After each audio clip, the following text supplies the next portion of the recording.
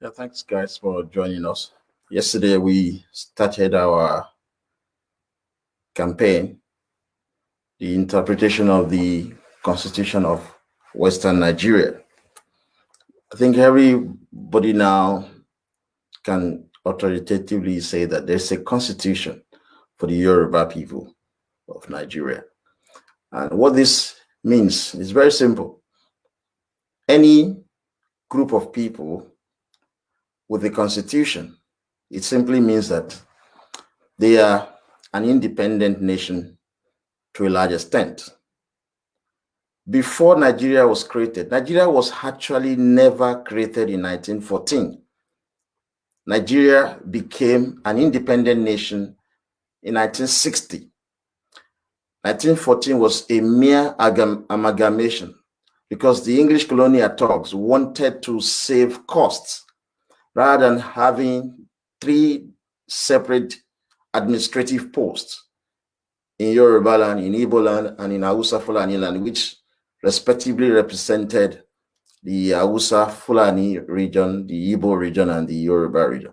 Rather than for them to have 3 distinct administrative running these 3 separate people, they brought them together in what is called amalgamation without the input of the people involved. But in 1960, that was when we actually had independence. It got the involvement of the people of Nigeria into it. It was not just a proclamation from the English colonial thugs. No, they brought in Yoruba, Igbo, and Hausa Fulani, and all of them collectively agreed to a political system. The system the 3 of them agreed to is parliamentary system of government, not the presidential system of government that we have. And 3 of them agreed to a regional system of government. Although it has to be noted that the Igbo nation, out of these 3 group of nations, the Igbo nation rejected regional government. The Igbo nation wanted unitary system. They wanted this unitary system to control others. But the other 2 wanted their own space to be separated, and that was what they got. So you have to be conscious of this. Amalgamation is not the problem of Nigeria. It is the suspension of an agreed constitution that brought Nigeria into existence on the 1st of October 1960 that is actually the problem of Nigeria. And we have to hold Igbo nation responsible for that. Unlike the English in America who were enslaving the other whites, they would never rule. And that is the truth. So now, the young people who are watching us at home, you will agree with us that amalgamation of 1914 is not a problem. The problem of Nigeria is the Igbo who suspended the parliamentary system along regional government. And then, like I said, this is just a recap of yesterday. 3 people agreed to a political system. One of them used gun, killed the others, political leaders, and introduced a unitary system that they want. The system we've been practicing since 1960 was brought upon by us by Igbo. That is all they want. They've always wanted unitary system. So they replaced, even change our name. We were Federation of Nigeria. Federation means a group of nations that came together to form a country. Nigeria is a country. Nigeria is not a nation. There's a difference between a nation and a country. Country has to do with geographical expression. Nation has to do with people of the same language, people of the same culture, traditions, and norms and value system. My nationality is not Nigeria. It is wrong if you call yourself Nigerians. As a Yoruba citizen, my nationality is Yoruba. Nigeria is just a mere geographical expression of a country. I will also say this much. Nigeria is not a nation. It can never be. There will never be Nigerian language. There will never be Nigerian culture. There will never be Nigerian tradition. There will never be Nigeria food. There will never be Nigeria clothes. There will never be till Jesus Christ will come. But there will always be Yoruba culture, Yoruba language, Yoruba tradition, Yoruba food, Yoruba clothing. So you can't blame the English colonial thugs for our problem. We have to put this blame squarely where it belongs, Igbo nation, because of their greediness to appropriate what belongs to other. That is why we are facing problem in Nigeria today. So they single-handedly change our name to Federal Republic of Nigeria. They single-handedly suspended regional government and created the unitary system. They want it. You can't blame them, folks. Our desire as Yoruba people has always been one thing: parliamentary system under regional government. Tinubu even said it. As recently, he said that he has always believed in a decentralized democracy. He's talking about parliamentary system that is based on regional government. You cannot blame the Igbo. They have always desired one thing: unitary system that they imposed on us in 1960. So they use the power of the guns, which we call organized violence. When the English came to Yoruba land in 1851, they used the power of the guns. It was from that battle, the 1851 battle, that the world used gunboat diplomacy. That was what the English introduced to the world. They go to your country with their navy, with their army, they kill you and take over your space. That is how the gunboat diplomacy came into being. So the English came into Yoruba land to suppress us, but they never defeated us. I think young Yoruba have no idea about this. They came with guns, organized violence. When they first came in 1851, we fought them for 10 years. People just need to read. We have fought the English about 4 to 5 times, different wars. But at no point in our history have they ever defeated us. And they cannot even defeat this generation that has never been colonized. Our generation has never been enslaved or colonized by anyone.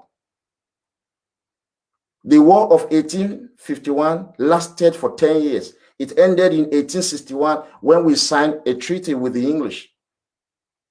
Then we fought another war with them in 1855 when they deported free black slaves from England. They dumped them in Lagos. People forget history. Madam Tinubu, who is from the same as Chiwadu Tinubu's lineage, fought along with other Yoruba that we will not accept black slaves that are not Yoruba dumped in Yoruba land. We rejected them and they sent them back to England. Then we fought the English in 1892, Ijebu War with the English. The English did not defeat the Ijebu. They signed an agreement that every year they will be paying Ijebu £500 to use the waterways. When people talk about Lagos, they say, who are the Lagosians? Lagos actually belongs to Ijebu. Ikorodu, Epe belongs to Ijebu people. The Ijebu went to war with the English over the waterways in Lagos. The Ijebu signed agreement with the English to give Ikorodu to the Lagos colony. We fought that war of 1892 with the English. We signed an agreement. They never defeated us. They were supposed to be paying the Ijebu people £500 every year for using our waterways. Then we fought the English in 1901 over Ilorin. And many young Yoruba who opened their mouth and said, oh, Fulani took Ilorin from you. You go and read the history. It was the English who took Ilorin from us, not Fulani. We went to war with the English in 1901. They wanted to fight with Alhaji Inokoju Alalamu of Alalamu family, the real ruler of Ilorin.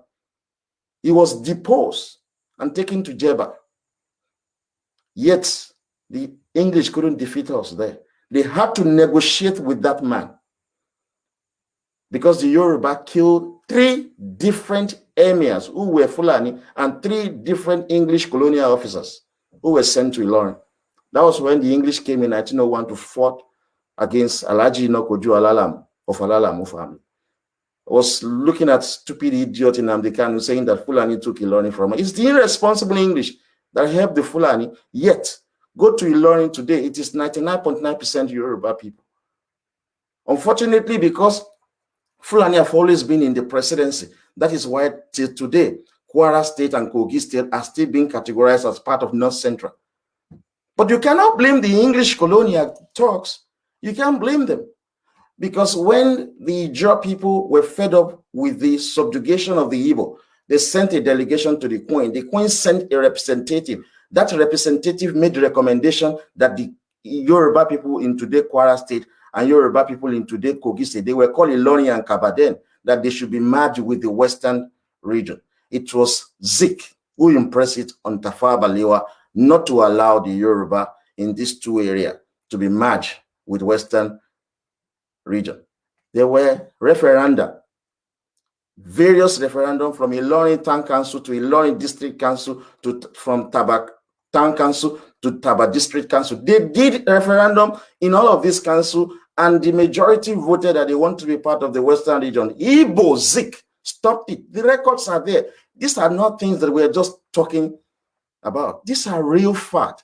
The Yoruba #1 enemy is the Igbo, yet our women are marrying to them. Yet we allow them influx into our space. These guys have been fighting us since the very first day they got to Lagos in 1945. So you will see from what we discussed with you yesterday that the Igbo, after they suspended regional government, they single-handedly introduced unitary system. Some stupid liberal will say to you, oh, even if Tinubu is the president, they can't do anything. Igbo and Fulani made Nigeria a presidential system with an executive order. When Tinubu gets into the presidency, that is when you will appreciate lawyers. A lot of Igbo and Fulani will end up in Supreme Court, fighting a lost battle. Because we are going to make sure that Nigeria returns back to regional government. You have to use your strength when it comes to negotiation. That's why Tinubu recently was quoted saying that you don't take power. Power is not given based on emotion. You strategize, you negotiate, and you work assiduously to get what we want. He believes in organized violence. The English came to Yoruba land, suppressed us with organized violence. The Igbo came to Yoruba land, killed a sitting premier of Yoruba land, Akintola. They assassinated him through organized violence. The Fulani are maintaining the unitary system introduced by the Igbo. They are maintaining it via organized violence. Some people say they want to go and protest October 1st. People don't have sense of history, and we don't keep records. Buhari won election in 2015, right? That was the first time. He's been losing election. He lost election 3 times. He won election in 2015. Go and check the record. Google it as I'm talking to you. In 2016, he brought in 2 fighter jets, killing Yoruba people in Lagos and Ogun, under the guise of looking for oil bunkers. He brought in fighter jets. Sorry, if Tinubu is the president of Nigeria, he's going to bring fighter jet to Lagos and Ogun State, killing people because they are stealing crude oil. No, is that a possibility? How come Buhari is not killing Hausa Fulani with fighter jets? So those of you who are saying that you want to go and protest on October 1, I'm going to still address that because we're not in support of your protests. And I will appeal, when I get to that stage, I will appeal to the young Yoruba to attack you. I don't have to pretend. We don't have to pretend. We speak the truth. And I want to remind you, June 12, 2019, you organized Otoge rally in Lagos. Yeah, to attack Tinubu purposely. It was organized by Yoruba Koya, led by Deji Oshibogun. You know, some people who joined his group, they recorded him, sent us the voice note. We played the voice note for you in 2019, where he was saying that they are going to work with the Igbo. we instructed young Yoruba to go and attack them, and they did. They ran away from Fawayemi Park in Lagos. That is what will be your lot this time around if you dare bring any stupid protests to Yoruba land. We're not actually asking you not to protest. We're asking you to protest with weapon. Our people were killed in 1962, 63, 64 by the Igbo and Hausa Fulani. They were protesting with their fists, carrying placard. The same thing happened between 1993 to 1998. People went onto the street protesting with placard, were killed and shot by Igbo military officers, Hausa Fulani military officers, as well as police. Our generation cannot repeat that nonsense. We must protest with gun. That is how it is done. We're at war. For so long, since 1966, the Igbo and Hausa Fulani have been suppressing Yoruba nation. You don't go to protest with people who have the power of the gun. English came to your land with guns and killed your people in 1851. Igbo used organized violence on your people in 1966. Fulani has been maintaining the same thing. You know how many Yoruba that has been lost? How many Yoruba that has been killed over street protests? And their protests now is not even legitimate. It's not legitimate. The target is Tinubu. We know what is going on with the Yoruba World Congress. Those guys are anti-Tinubu. They never respected him. They never worked with him, but they want him to appoint them as commissioners. They want him to give them the governorship ticket. Because they can't get that, they're antagonizing him. Yoruba World Congress, we know the history of Banji Akintoye with Omobori Owe in Ondo State. When they caused the crisis in Ondo State, he ran away to America. They brought him back to come and finish the war. He didn't complete. We're going to deal with you. We know you. You just wanted to collect money from Fulani and the Igbo. That's all. Because you can't get money from Tinubu's side. You are not part of his circle. You never work with him. So he has his own people that he trusted so much that if they are in power, they would do according to the plan that he had for the Yoruba nation. You can compete with him through your political party, the PDP Yoruba. That's all. It shouldn't be your point of argument. But they want to protest because they feel that if they get money from Igbo and Fulani, they can do the nonsense. Also, part of what we spoke about yesterday was that the Igbos, after they suspended regional government, introduced unitary system, it is still a big shock to many that the Igbo actually created a 36 state that we have today. They created it in 1966. And we told you yesterday that the only reason why they created it is simple. There was no state. Nobody can call himself, I'm from Ondo State, or I'm from Lagos State. These things were created in 1966 by the Igbo. We were all Yoruba. We were a bloc. So it was difficult for the Igbo to break us as a unit. So they created states. That's why today, Governor Sanwo-Olu will be talking about healthcare, completely devoid of what is going on in terms of healthcare in Ekiti. But luckily for us, the Conservative came up with Dawn Commission that is doing regional integration. But still, we don't still have that integration that we desire so much to bring about development. That's why we are interpreting the constitution that we have before the Igbo suspended it. You see, the 36 state system that we had is something that we need to explain to you. People think there's no big deal to divide a people. In England, in Scotland, they also have states. They don't call it states. But all the states in England, they are under a bloc, England. All the states in Scotland, they are under a bloc, Scotland. But all the states in Yoruba land, we do things differently. We should be under a bloc. There should be a leader. And some people say that because America have 50 states, there's nothing big, there's no big deal about the 36 states in Nigeria. America is a country of immigrants. 7 people left their respective homeland, running away from persecution as a result of their political views and religious dictates. Many of them do not subscribed to Catholicism. They wanted to have another religion, and they were being killed in their respective country by the government. Many of them rejected the monarchical system of government. So what do? They ran away to the New World. America was actually called New World. Who are these people? The English, the French, the Dutch, the Spanish, the Italian, the Portuguese, and the Belgian. 7 of them. When they got to America, they decided that, look, we're different people. Even though all of them are white, we're different people. They have different language, different culture. They are not. So they agreed to have federalism along presidential system and create a state for each of these 7 nations. If you go to Germany, there is a state that is predominantly, if you go to the United States of America, there is a state that is predominantly Germans. Other states are predominantly English. Other states are predominantly French.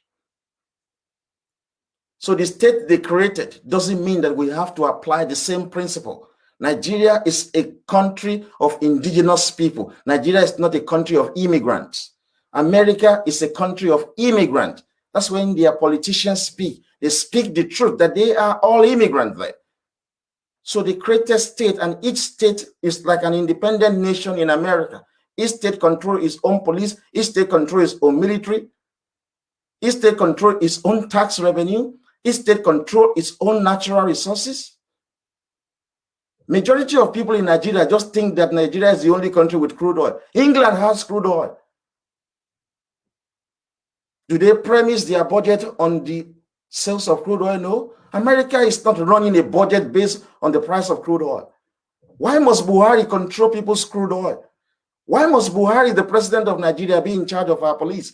Why must Buhari be in charge of our military? So people think because America is running states structure, the 36 state is cool. It's destroying the Yoruba nation. We must be one block under a prime minister. And the state within our region will still run their own. We don't need governors, we need mayors. Only one person will be governor, that will be Oni of Ife, which we addressed yesterday. And we're now going to address the legislature, which comes because we have 2 houses of assembly in Yoruba land. The House of Chief, which we told you it will be called House of Oba, because it is ridiculous on the part of the English colonial talks to call our Oba's chief. Very insulting. You see, these things have been there. Igbo came with guns and destroyed everything. Fulani are maintaining everything that the Igbo created with guns. That's why if you talk as Yoruba, that's the reason why I can't come home. They will just put me in prison. If we run regional government, Buhari cannot dare to arrest me. The moment I get into Lagos, I get into the regional government of Yoruba. Yoruba will not arrest me. But we run a unitary system. Fulani controls everything in Yoruba land. So that's why it's extremely difficult for us. Because Igbo destroy it with the power of guns. Fulani are maintaining unitary system with the power of gun. That's why we subscribe to organized violence. We believe in the use of guns and chemical weapons. If we do not use chemical weapons, believe you me, they will continue to suppress and subjugate the Yoruba nation.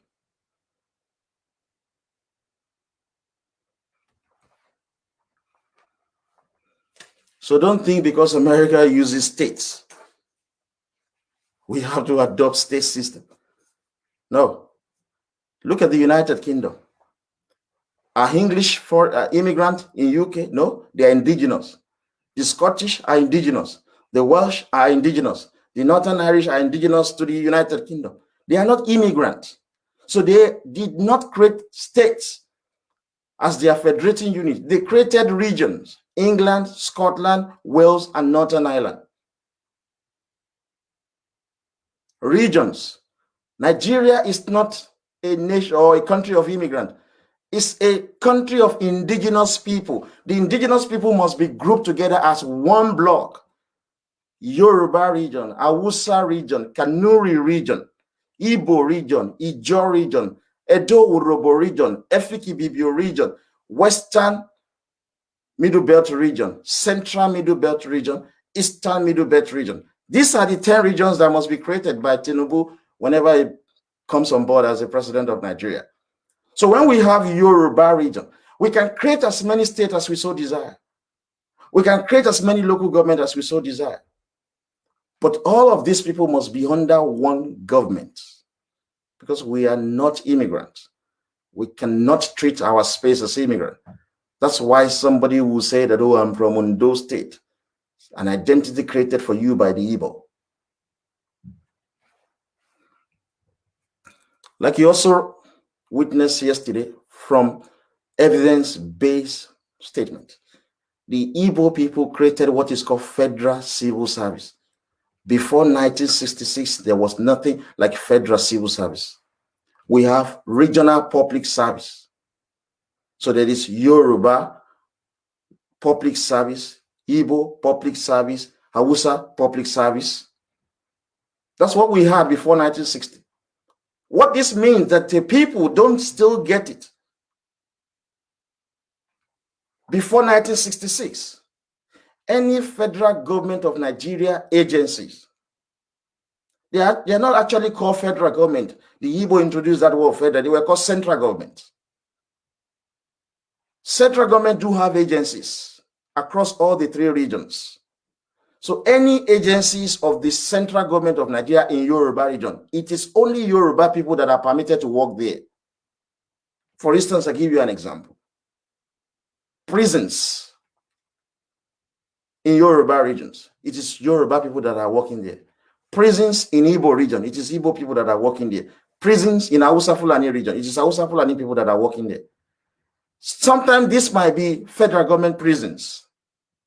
But what do you have? When the Igbo came in, they wanted to work in all the federal government agencies across Nigeria. They wanted to control everybody.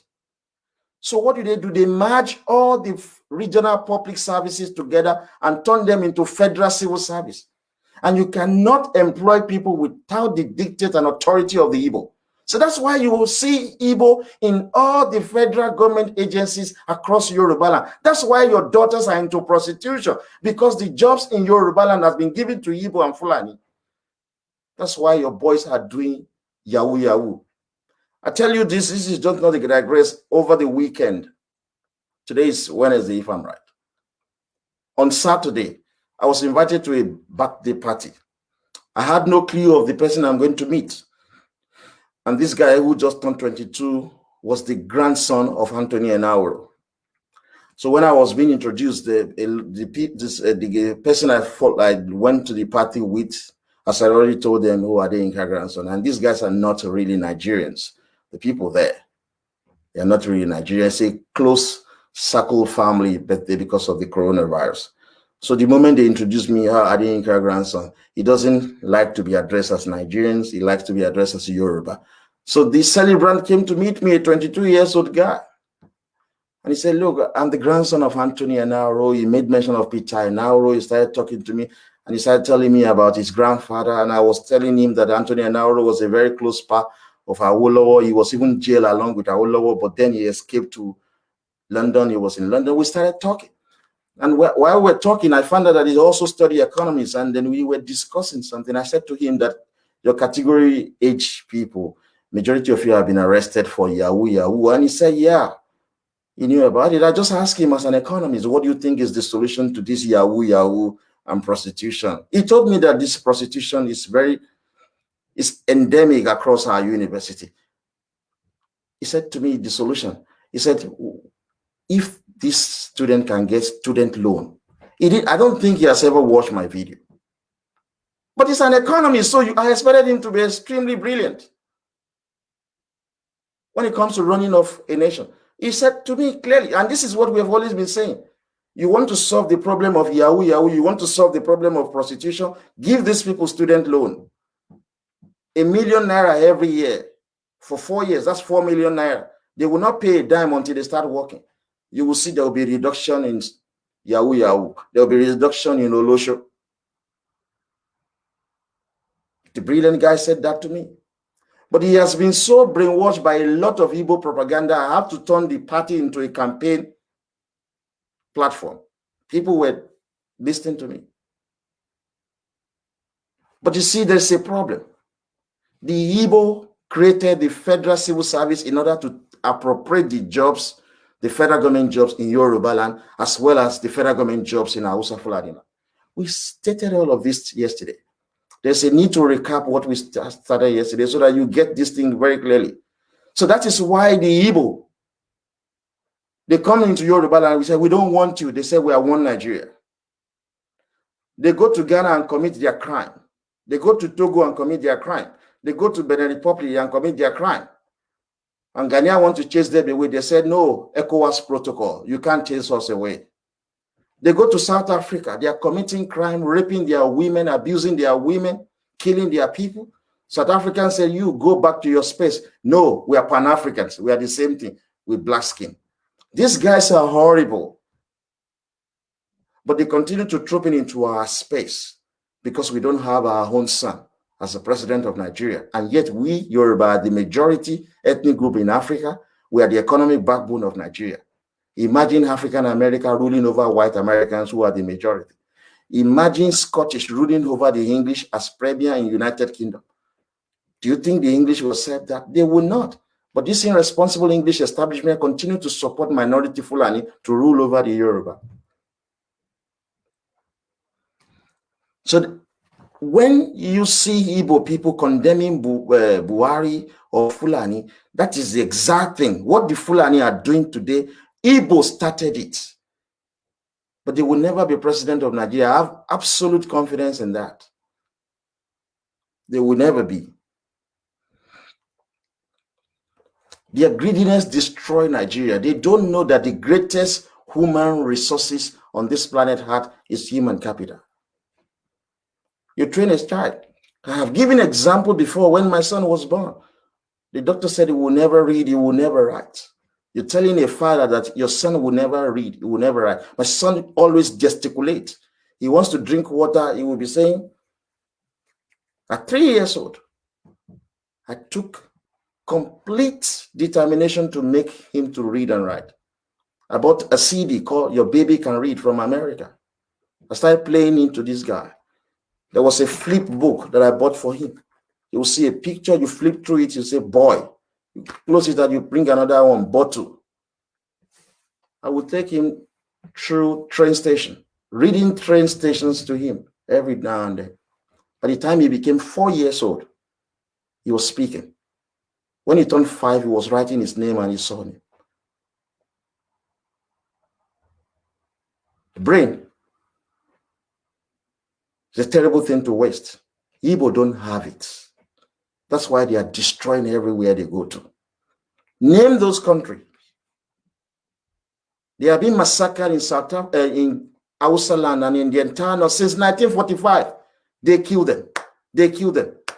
Not because these people love to kill, because the Igbo are common criminals. Go to South Africa, they are killing them. They kick them out of Ghana, Togo, Benin Republic, Angola, Kenya, Zimbabwe, Uganda, Tanzania. They kick the Igbo out because of their criminality. In Thailand, in India, in Indonesia, and in the United Arab Emirates, Igbo are constituting nuisance in these respective countries that I've mentioned. They have been imprisoned and kicked out of Malaysia and Singapore. We saw the video. They recently assaulted them in China. They are horrible people. They should not come to Yoruba land anymore. We have to regulate their influx into our space. They destroy Lagos. If you look at the Economic Intelligence Unit report, Lagos is the worst city to live on planet Earth. The worst city to live on planet Earth, Lagos. Lagos is more dangerous than Damascus, where civil war is currently going on. Igbo made Lagos to be the worst city to live on planet Earth. They destroy Nigeria. That's why they hated Awolowo, because Awolowo gave a speech in 1967. He said that there must be a return back to regional government. There must be decentralization of the police and the military. You say to the Igbo, let us decentralize the police. You control your police in your space. They will say no, one Nigeria, because they use the unitary police to kill our children. Igbo who work as police officers and military men in Yoruba land as armed robbers. They are armed robbers and kidnappers. How can we give guns to foreigners? This is much I said to the police who came to arrest me last year. 35 of them. I told them, will you accept if Scottish are the one police in England? They said to me, no. But that is what we have to put up as Yoruba people. We cannot even police our own society. Imagine if black are the one policing California. California has 94% white. Go and put black there, policing that space. Black will kill a lot of these white people. But the Caucasians will never accept that. The English knows what the Fulani are doing to us because they are using Fulani to steal our wealth. That's why they continue to support the minority Fulani. We must face the challenges that the Igbo constitute to us as a people. It is not the amalgamation that destroyed Nigeria. It is the suspension of the agreed constitution, agreed parliamentary system, agreed regional government by the Igbo that destroyed this beautiful nation. We as Yoruba people, we have deep-seated hatred for the Igbo. Igbo knows this. We don't like you. You're common criminals. You've never supported our political interests. You've always been voting for Fulani. You voted for them 9 out of 11 federal elections. Half of your people are living in Yoruba land. Yet you have never supported our political interests. There is no crime that they do not commit in Yoruba land. Fashola said this much. 500,000 people across Yoruba land die every year from taking fake and adulterated drug sold by Igbo criminals. Fake beverages. They do all manners of crimes across Yoruba land. Where you have reasonable political leaders, you are asking electorate to vote for your party, yet you don't want to address the criminality of the Igbo. You have graduates. They are being killed by the Igbo. You don't want to address this. You run unitary system organized by the Igbo, in which their governors will go to Abuja, take monthly allocation from the money generated in Yoruba land. You don't want to address this.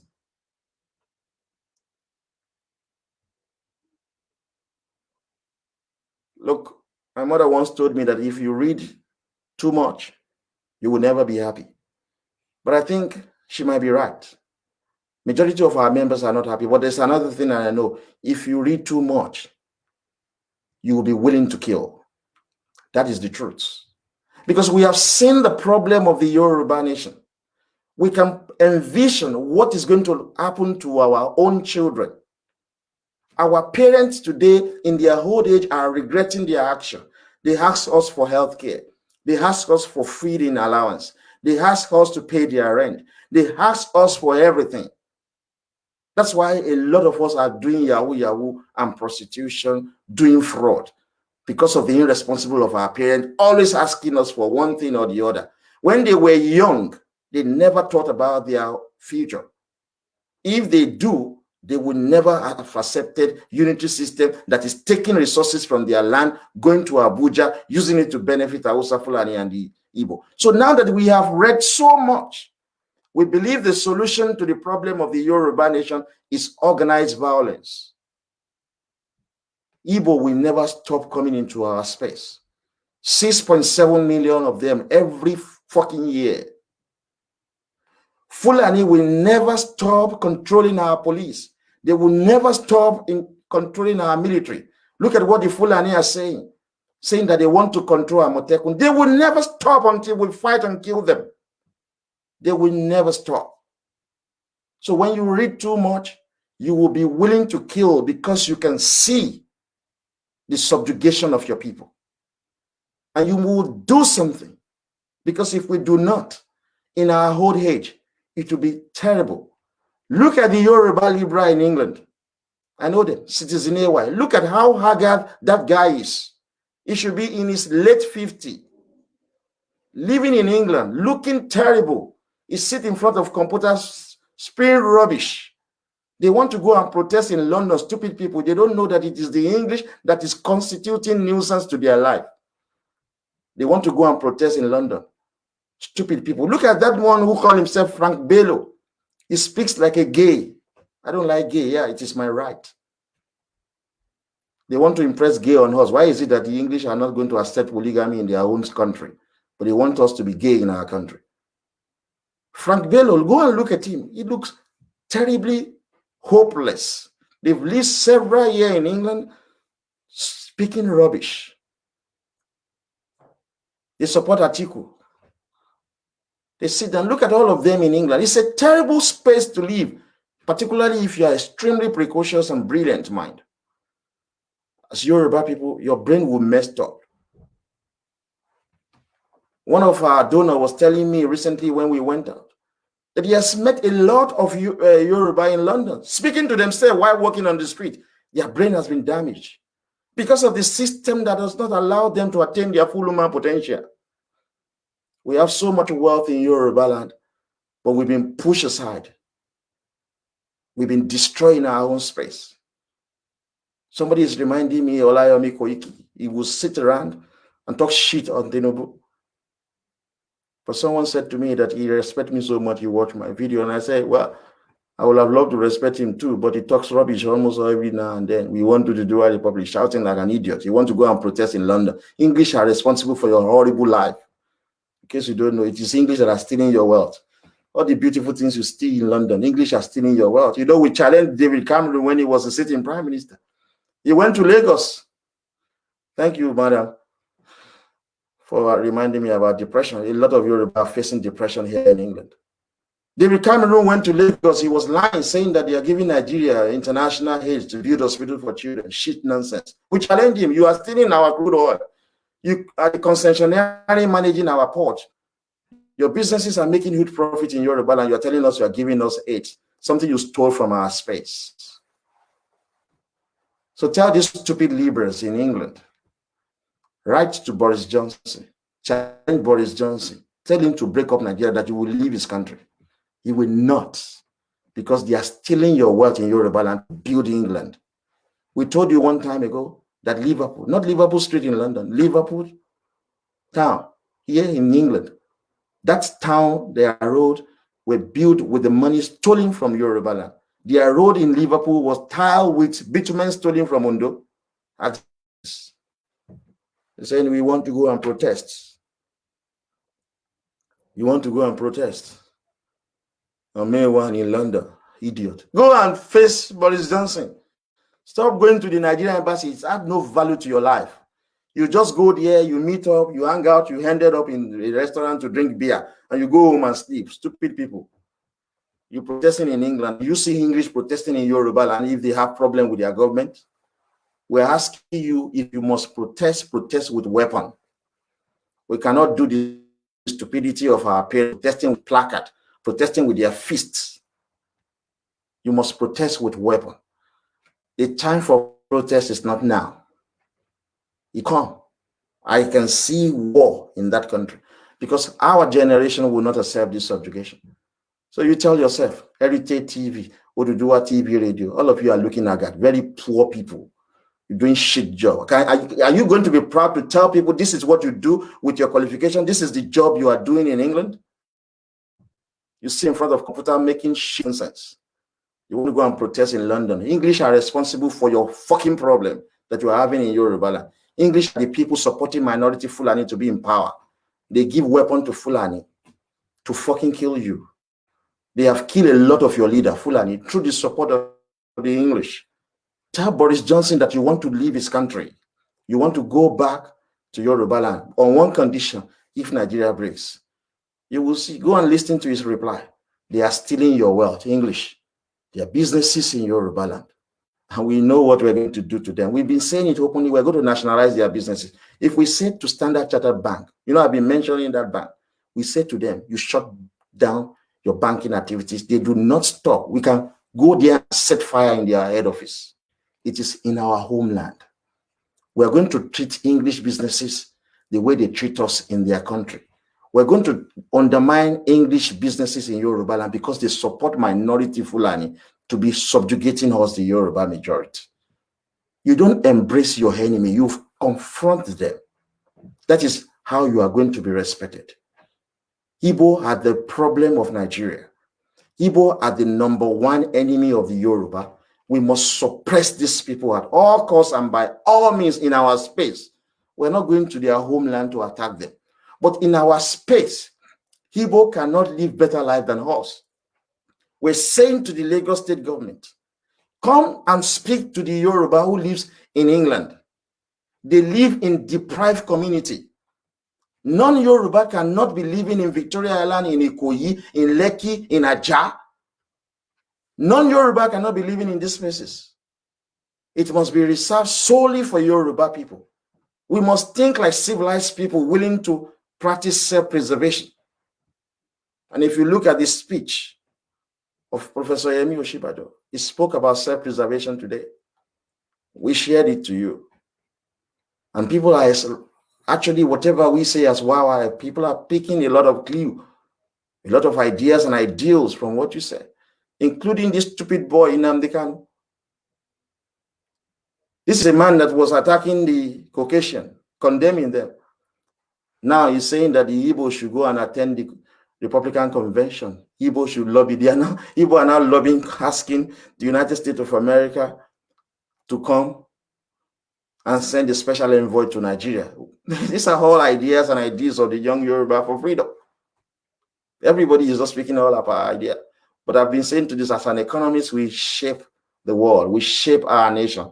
You can pick up our idea, but we have never asked for special envoy to Nigeria. We have always been asking the good people of the United States of America to send special envoy to Yoruba land. They are going to be on the table while we negotiate for our way out of Nigeria. If you don't get allies, you will never be free, folks.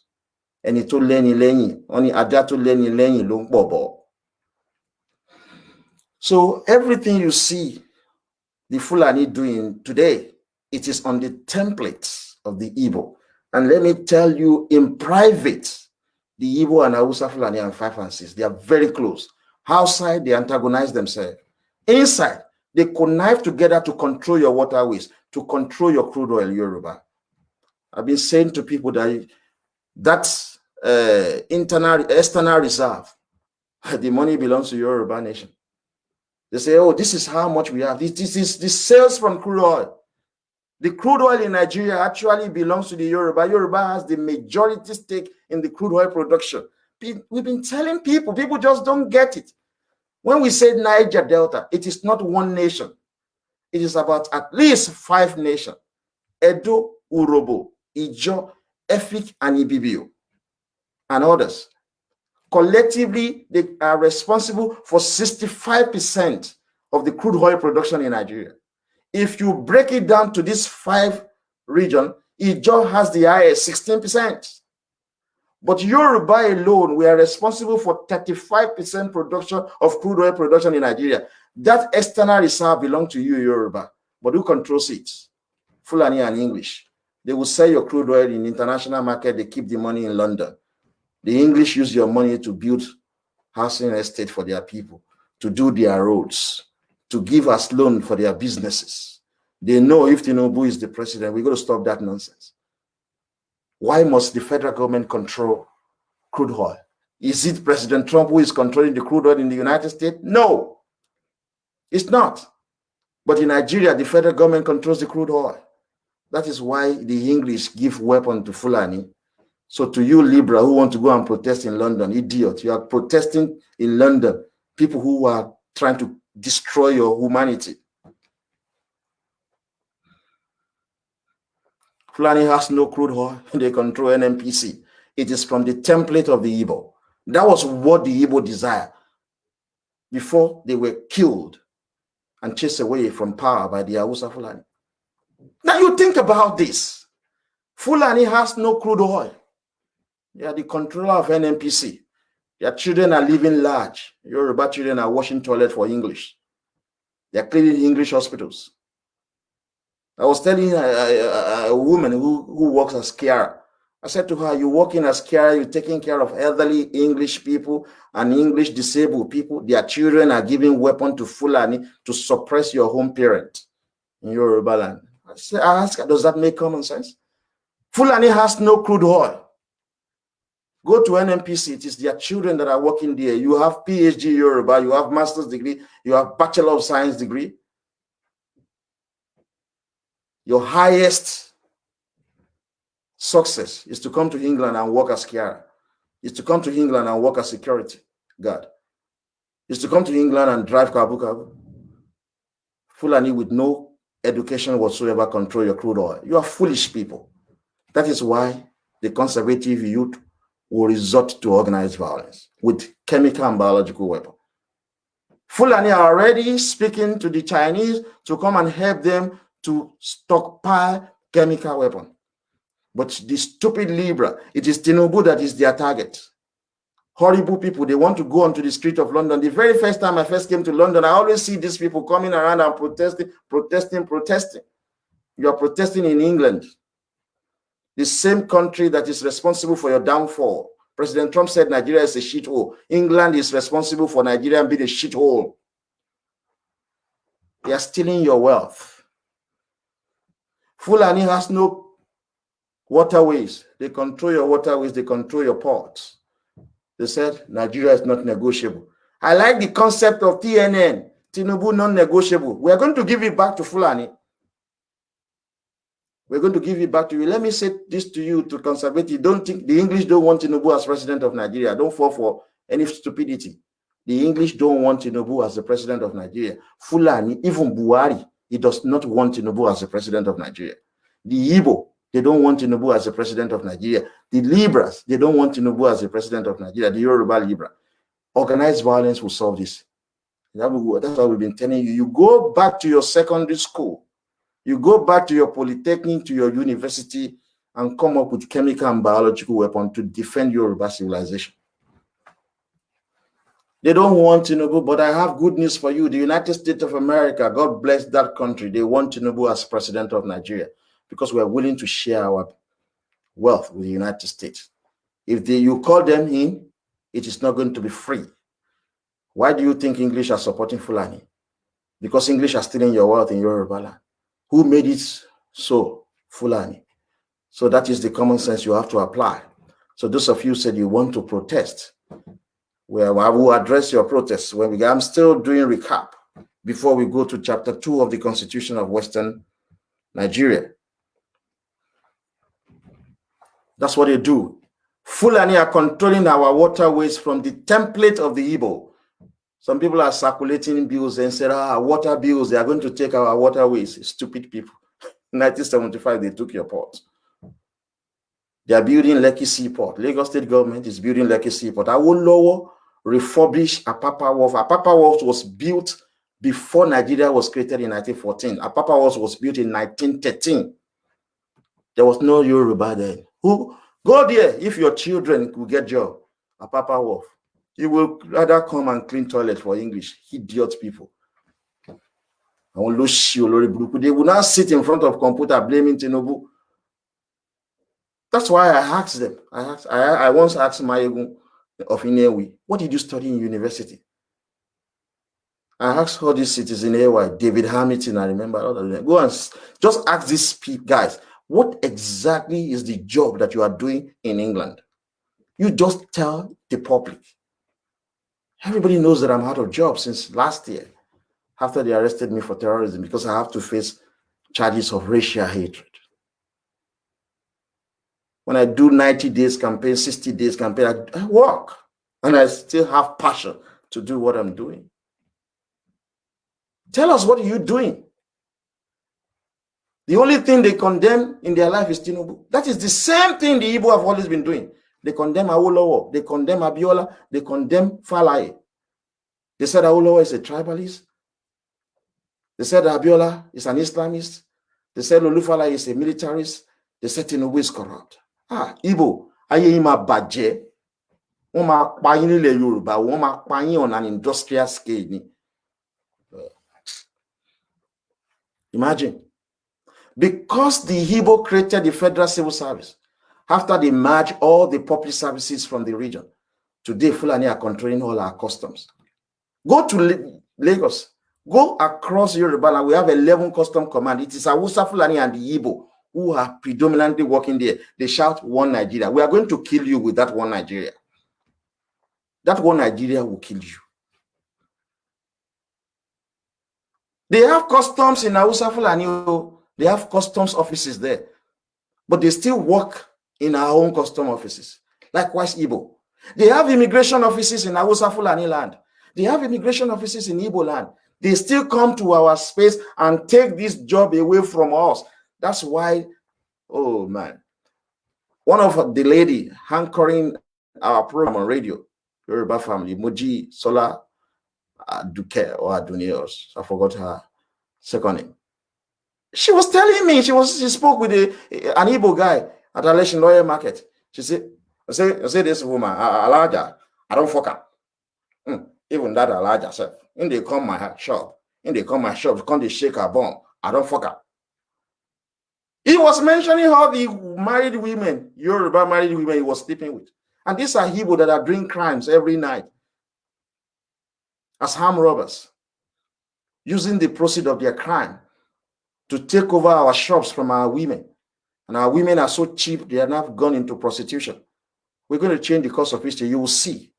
And people don't know this. As see, 1942 is not too long ago. The Japanese in America, they were rounded up and they were killed. There was an executive order to that fact. You don't see it. It's just 1942. Before America went as far as Japan and dropped atomic bomb on them. We're going to deal with Igbo. You believe it. They've done a lot of damage. Everything you see Fulani are doing today, Igbo are responsible for it. It is their template. So when you see both of them abusing each other on the pages of newspaper, you see Igbo leader, you see Igbo youth abusing Fulani. In private, both of them are popping champagne because they control our port. They control our police, they do everything.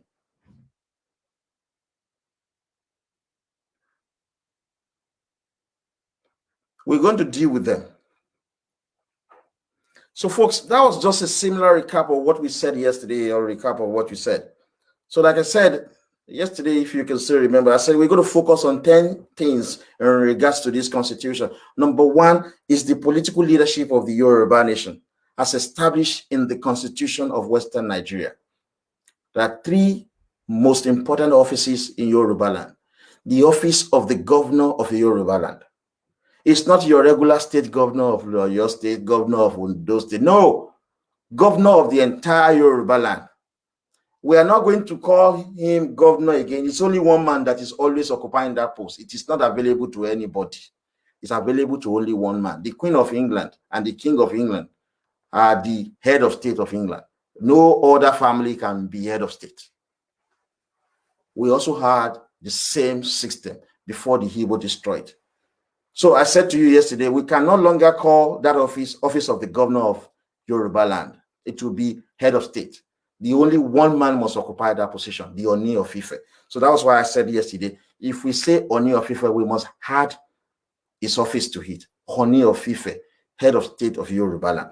So we will be talking about the political leadership of Yoruba nation.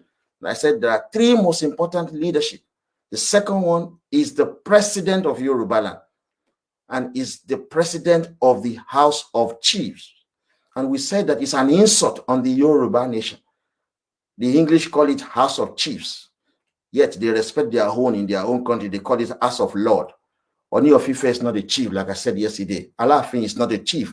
Awujale is not a chief. Akarigbo is not a chief. The position of my grandfather in Akoko is not a chief. It's an Oba. Oba of Lagos is not a chief. So many fantastic Obas like that. They are not chiefs, they are Obas. So we're going to change that to the House of Oba. That is the second most important position. Only one person occupies that position of president of Yoruba land. It is not something that you share with other people. One person, and that person is Alaafin. It is written in your constitution. The third most powerful position in Yoruba land, like I said yesterday, is the office of the premier. We're going to change the name from premier to prime minister. That is the topmost office. That office must not be occupied by an Oba. It must be occupied by commoners. Commoner simply means the subject. Somebody that is not a king. You understand? So the first role, head of state, Oni of Ife, president, Alaafin, the premier, which we now call the prime minister, must be occupied by ordinary people. And today, that office is not vacant. From the constitution of the Western Nigeria, it is the party with majority that must produce the prime minister. And the party with majority in Yoruba land is the Yoruba APC. And they have a leader that all the liberals want to kill. That man is Tinubu. Is your de facto prime minister of Yoruba land. Iba Gani Adam, you may not like it. That is it. You can't win election. Tinubu has been winning election for years. PDP, you may not like it. It's your de facto prime minister. All of you in Yoruba World Congress, you are just pretending all over the place. Your Congress has been divided into two now. It's a shame, but we do not wish you evil. But we just want you to resolve your differences.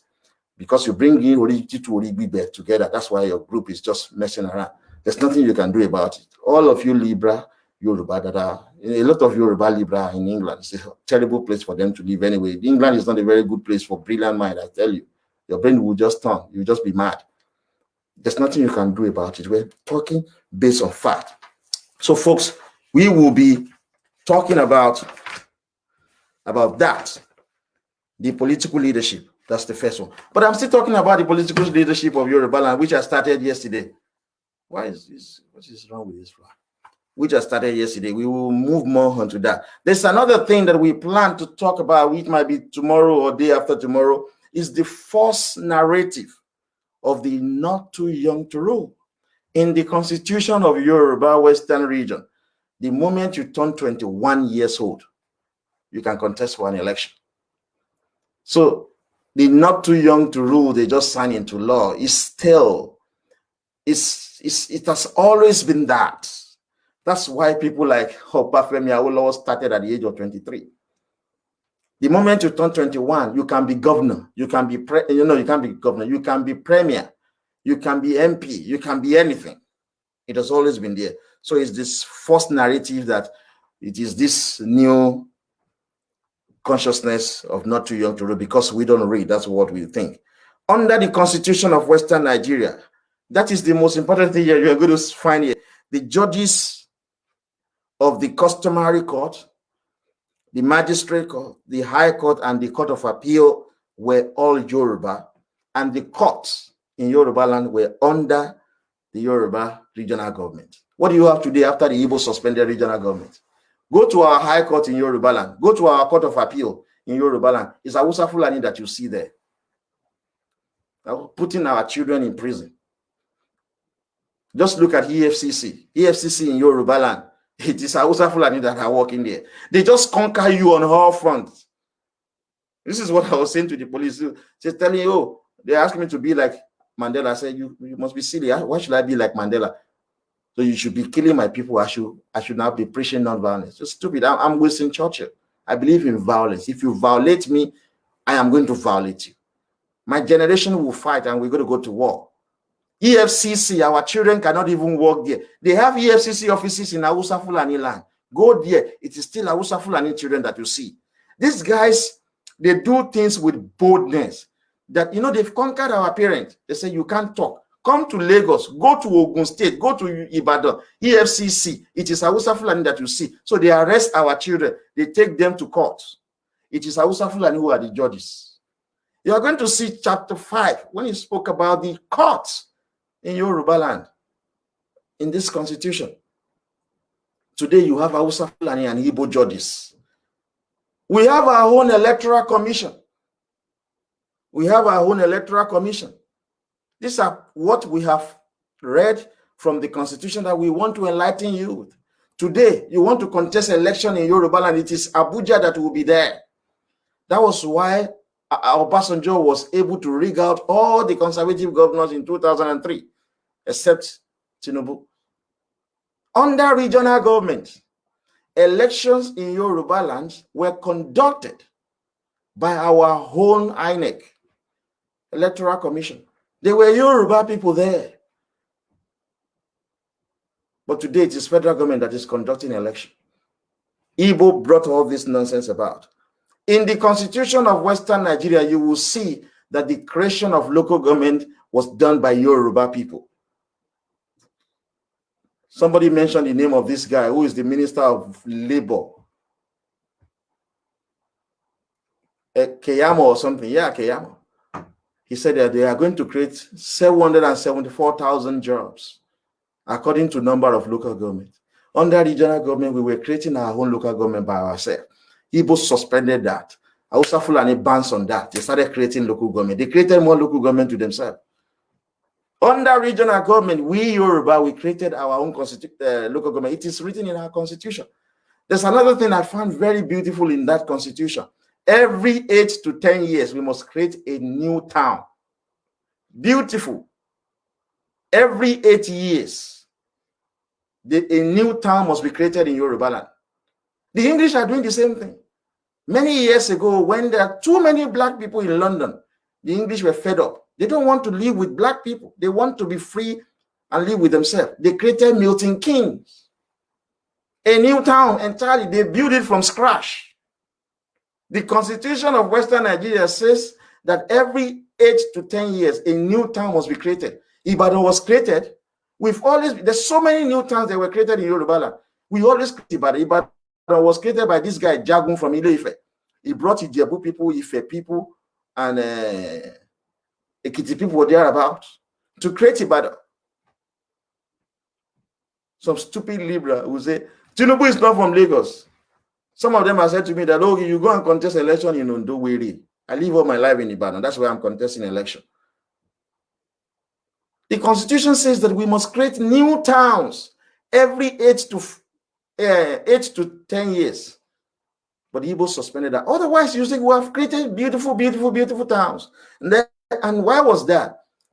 The Constitution says that each constituency, there were 94 constituencies. So we will have to create new towns every 10 years. So there will be new constituency. Imagine if this thing has not been suspended, we will have created at least about 20 different towns now. And they will have representation. Another beauty of this constitution, it was very enlightening, was that each constituency must have almost the same number of people. Almost the same number of people. So where you have 1 million people in this constituency, the moment the population grows to say 2 million, you will have to create a new town. You have to divide that people into 2 constituencies. Very beautiful. Igbo just came with the guns and messed up everything about our life. They messed up our life big time.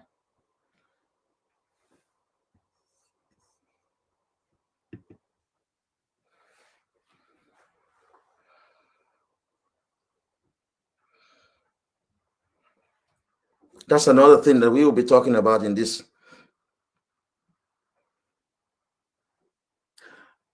Again, today, you know, the presidential system is extremely expensive. Extremely.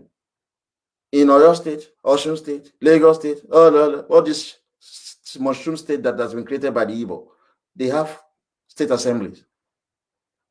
Extremely expensive. The entire Yoruba region, under regional government, only 94 people were in the legislative assembly. Look at how expensive the politics is now. You know how many people that are members of the Lagos State Assembly? You know how many people that are members of Ogun State Assembly? Many people that are, it's way too expensive. Look at the Hausa Fulani with their states. Look at Igbo with their states. Let them go back to regional government. They will, all these 5 Igbo states will become 1 state because they get money from Yoruba land. Let the Hausa Fulani, let us go back to regional government. All this mushroom state they created with no human being there, they will match together. They created so many states with so many assemblies members, with so many elected politicians and appointed politicians, every one of them paid by the money generated in Yoruba land and Niger Delta. We said something many, many years ago. People don't take cognizance of that statement.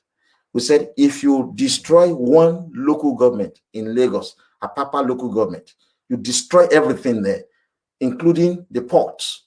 Believe you me, all this Hausa, Fulani land and Ebola, they will never be able to pay the salaries and allowances of their public service servants. That is the police, the military, the doctors, the teachers, name it. They will not be able to pay. With all these rubbish states they created, the funding is coming from Yoruba land and Niger Delta. And these people who have no money, and they continue to be president. People who have nothing, they continue to be president. Where do you think they are getting their power from? Illiterate Yoruba. Àwọn Hausa Fulani wọ́n lóògùn, oògùn náà fi ń bá wa sọ̀rọ̀ lórí burúkú àwọn tó ń fi ìbọn English fọ yín lórí dànù. Tó bá dúnkokò mọ́ Hausa á dúnkokò mọ́ ẹni because English wà lẹ́yìn ẹ̀. Ìwọ jẹ́ kí Yankee yọjú. Tán bá bí yàrá ya English dà kó wá yanjú sí Yankee. Àwọn kan tó gọ̀ wọ́n nítorí pé Yankee funfun, English náà funfun, wọ́n á jọ connive together wọn ní help Yorùbá. Ó mọ̀ pé politics náà ń play l'America. Tí President Trump bá fún wọn níṣẹ́, àwọn èèyàn wọn ní dìbò fún. But tí President Trump ti rí contract lọ́dọ̀ Yorùbá, kí ni English fẹ́ ṣe? You guys don't have common sense. Only 94 legislative members control the entire Yoruba land. Look at how many we have now from all these states, drawing salaries from our wealth that is not even sufficient. Now add Igbo land to it. The entire Igbo land is the same size of Oyo State, but they have been divided into 5 states, 5 governors, 5 deputy governors, 5 state house of assembly, every one of them getting paid from Yoruba money. That's why you sit around in London.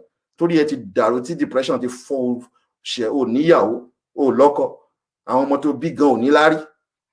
Depression ti mú yín, ẹ ti ya wèrè. Ìjókòó sórí kọ̀mpútà, sọ pé Tinubu ní problem ìyálà ya bàbá ẹ̀ wèrè.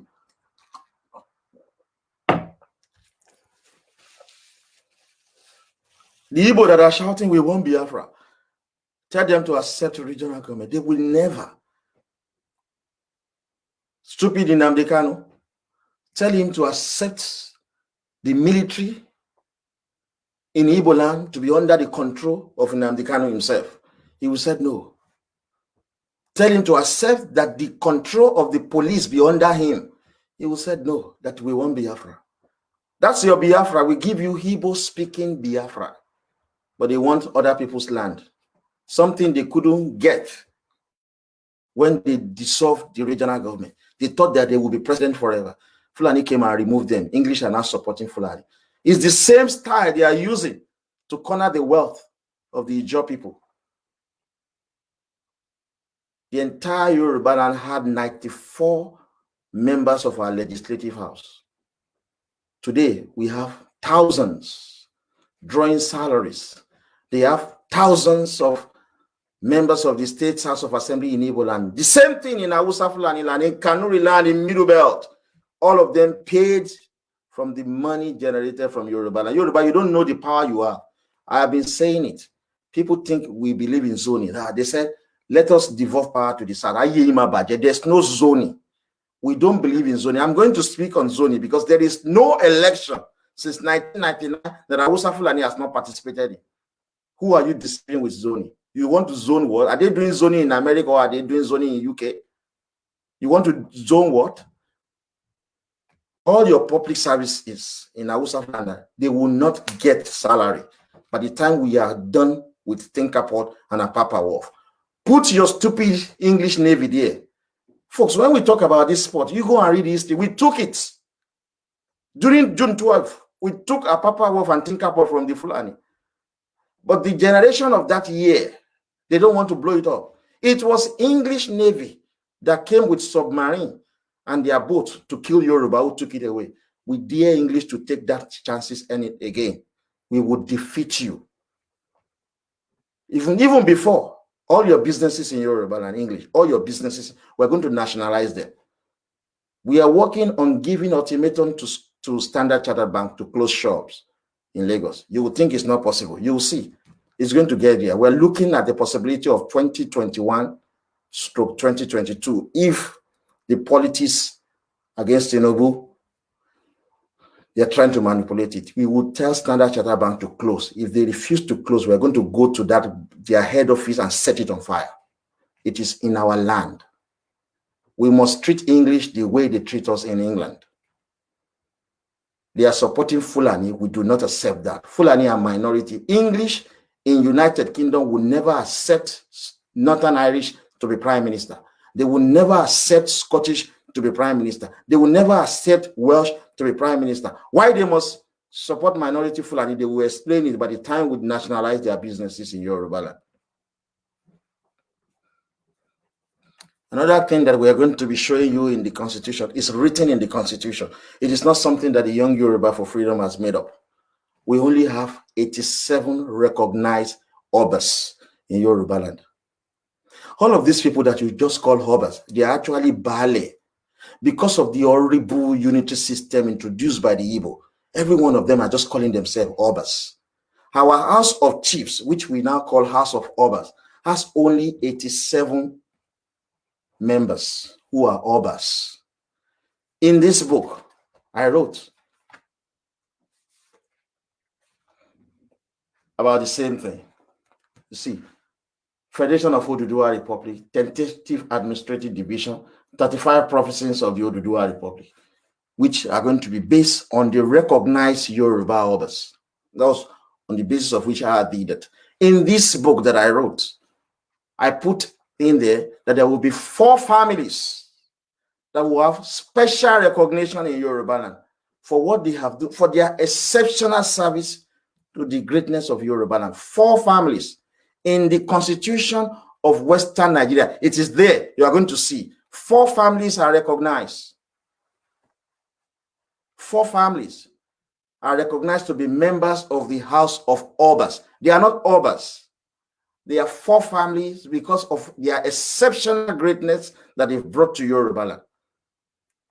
If we go back to regional government, the 4 families will be 1, Awolowo's family, 2, Abiola's family, 3, Fela's family, 4, Tinubu's family. This will be 4 families that will be given special recognitions across Yoruba land for their exceptional contribution to the development of Yoruba land. It is in the Constitution of Western Nigeria. 84 Obas were recognized as Obas. The rest are Bales. We have about, if not 10,000 Obas. This one we just say, I'm Oba of Were Street. I'm Oba of Olushi Street. All of them are just Oba because of unity system. Bale, ordinary Bale, or Bale of Iberiko. Everybody just turn their own Baba, Mama Wagbada Kakri, Mama Sanru Kereki, Mama Bawa Mobining Son Kakri. By Lee, we never will be done to the unity system. Igbo brought this nonsense because they don't have kingship. So only 87 Obas were constitutionally recognized to make the House of Chiefs, plus 4 exceptional people. Now, this could be increased. You see, these 4 people, if you appoint a member of Awolowo's family, he will be a member of the House of Chiefs till he will die. They do it in England. House of Lords. It's hereditary. So any family that must have a member must be people who have done exceptional good to make Yoruba land great. And there's another thing that you will see. I reread it this morning on the contingency fund allocation. Oh God. Igbo have finished Yoruba land.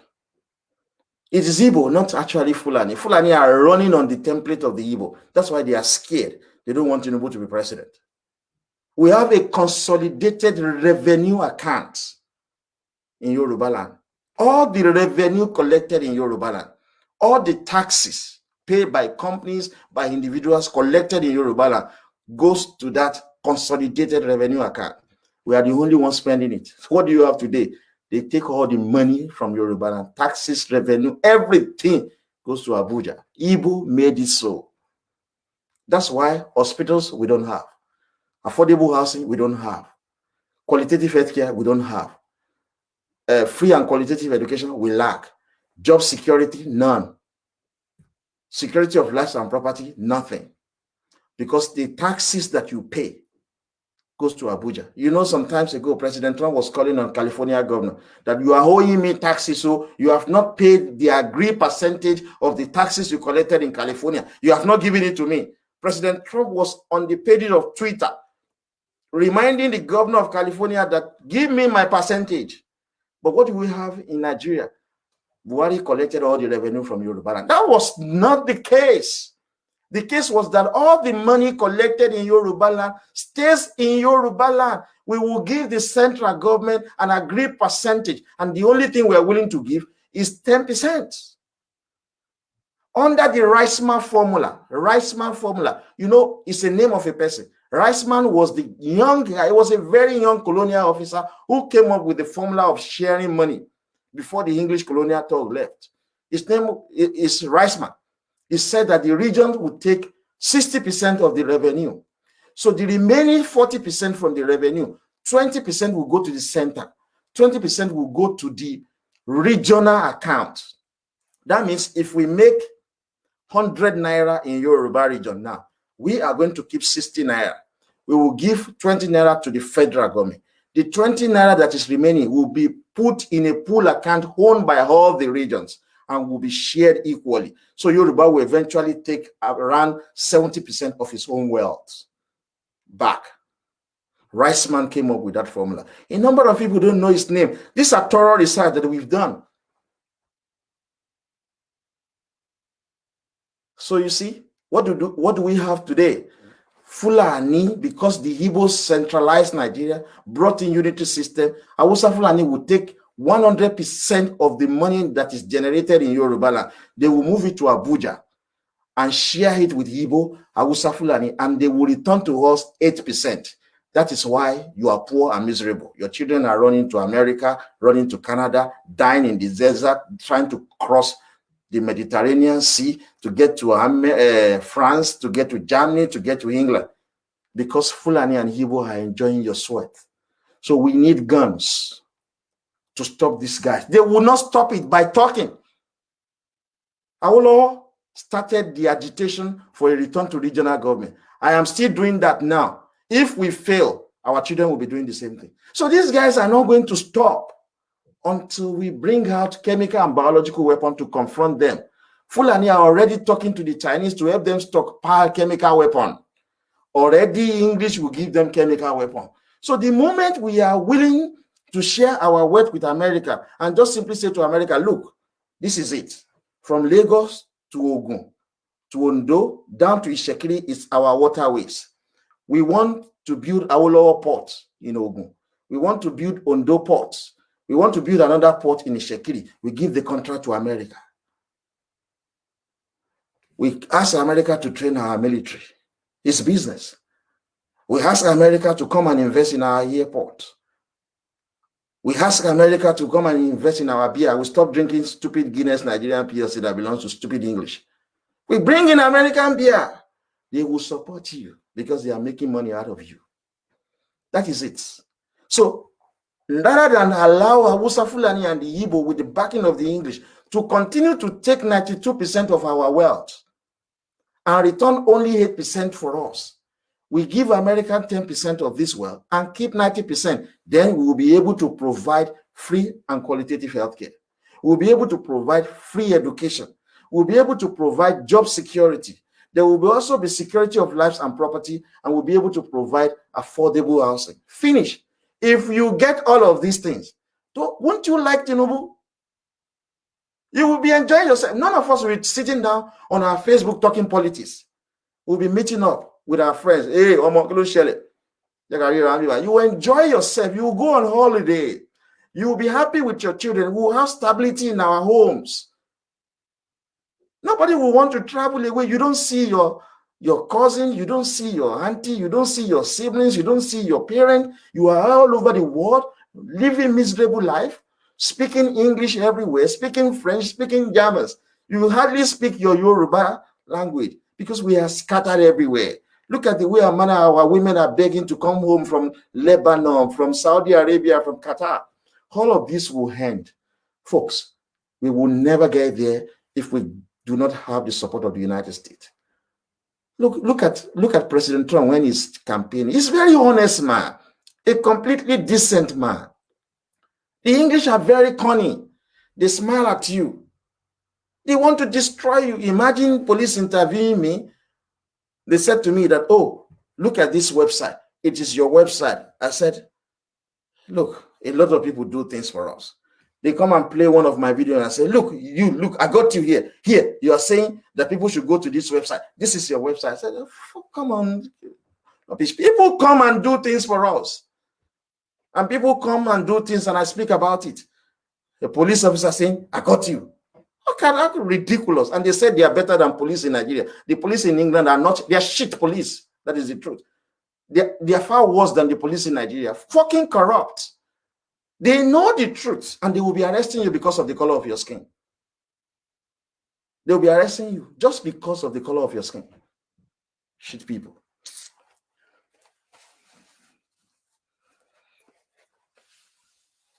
You see what the Igbo did to you, folks. They did terrible things.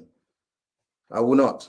Now, let me quickly address this protest before I now go to day 2 of the Constitution of the Yoruba land. How they will go. Look, already the Yoruba World Congress, I know them because they approached me. They use my material. And I'll tell you one thing about them, which I have spoken about.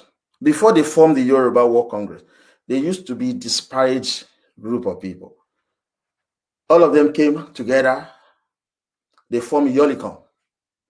So they approached me and said, oh, come and join Yolicom. I said, yeah, but I like to work with conservative. My mother said to me, Yoruba will destroy you if you fight for Yoruba.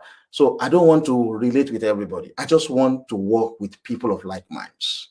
Folks, if you know me, you know I'm Aries. I'm very determined and I'm very stubborn. My vice president is very stubborn too.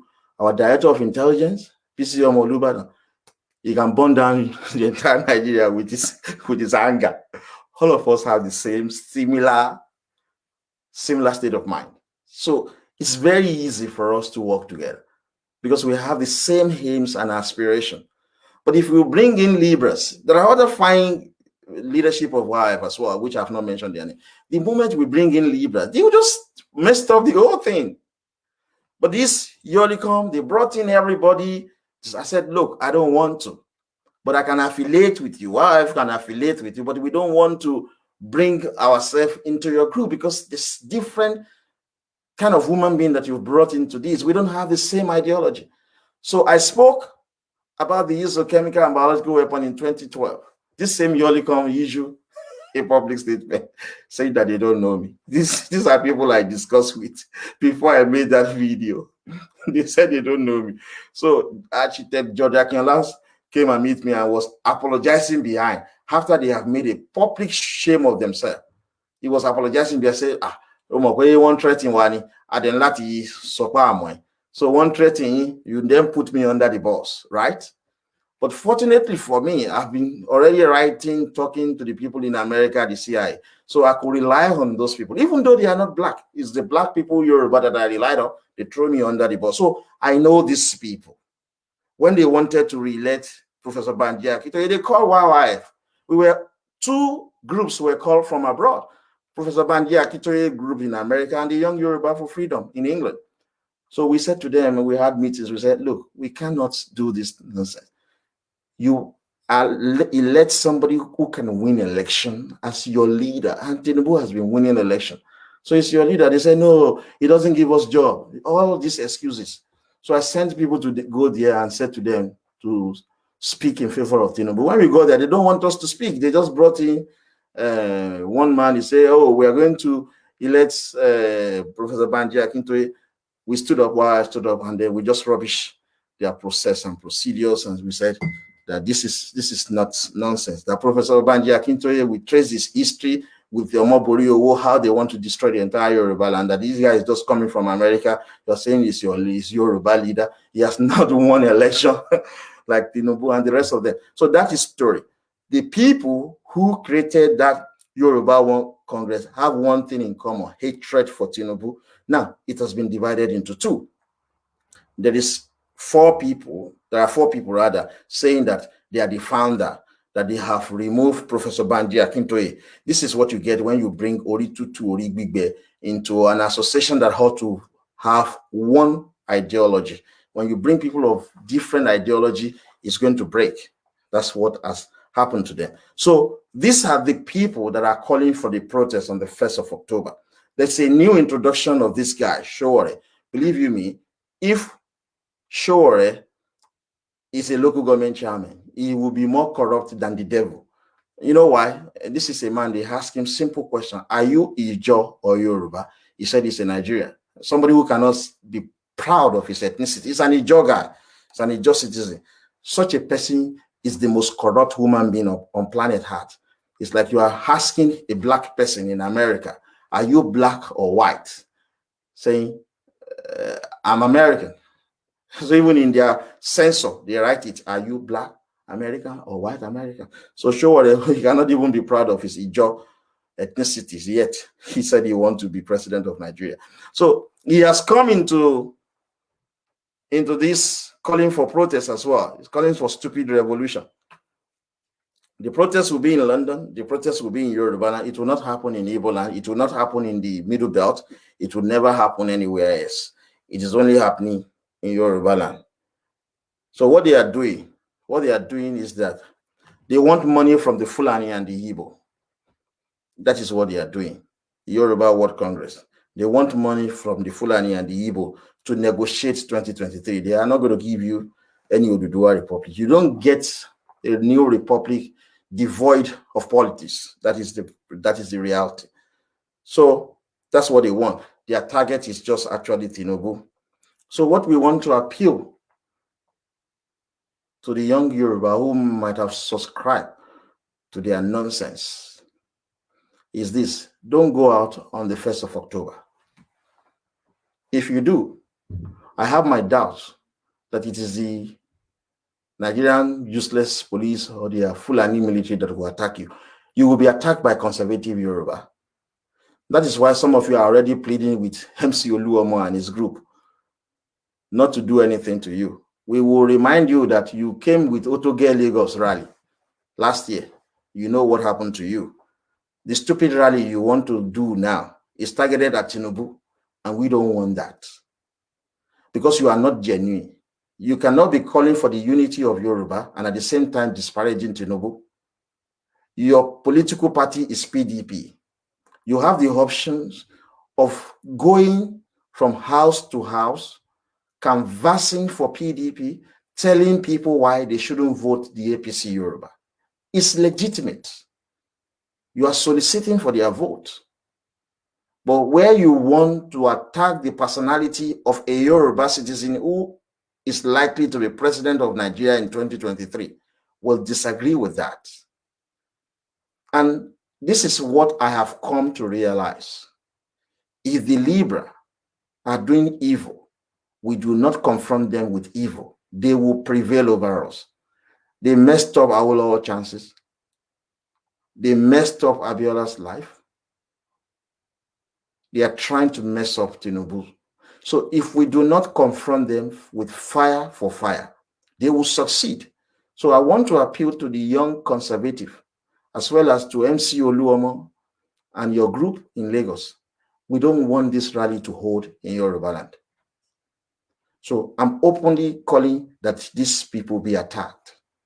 Yeah, I'm a politician. I say what I believe I should say. I don't do political correctness. I said to you, I've experienced it on a personal level. Somebody making allegation against me, I just continue to ignore it. I just continue to ignore it until this person made allegation of terrorism against me. Terrorism. So if you ignore Libra, they will undermine your greatness as Yoruba people. So the same thing we did to them during the Otoge rally. Now, this is what I'm advocating. We attack them on the 1st of October. Don't wait for the police to do the attack. We will attack them ourselves.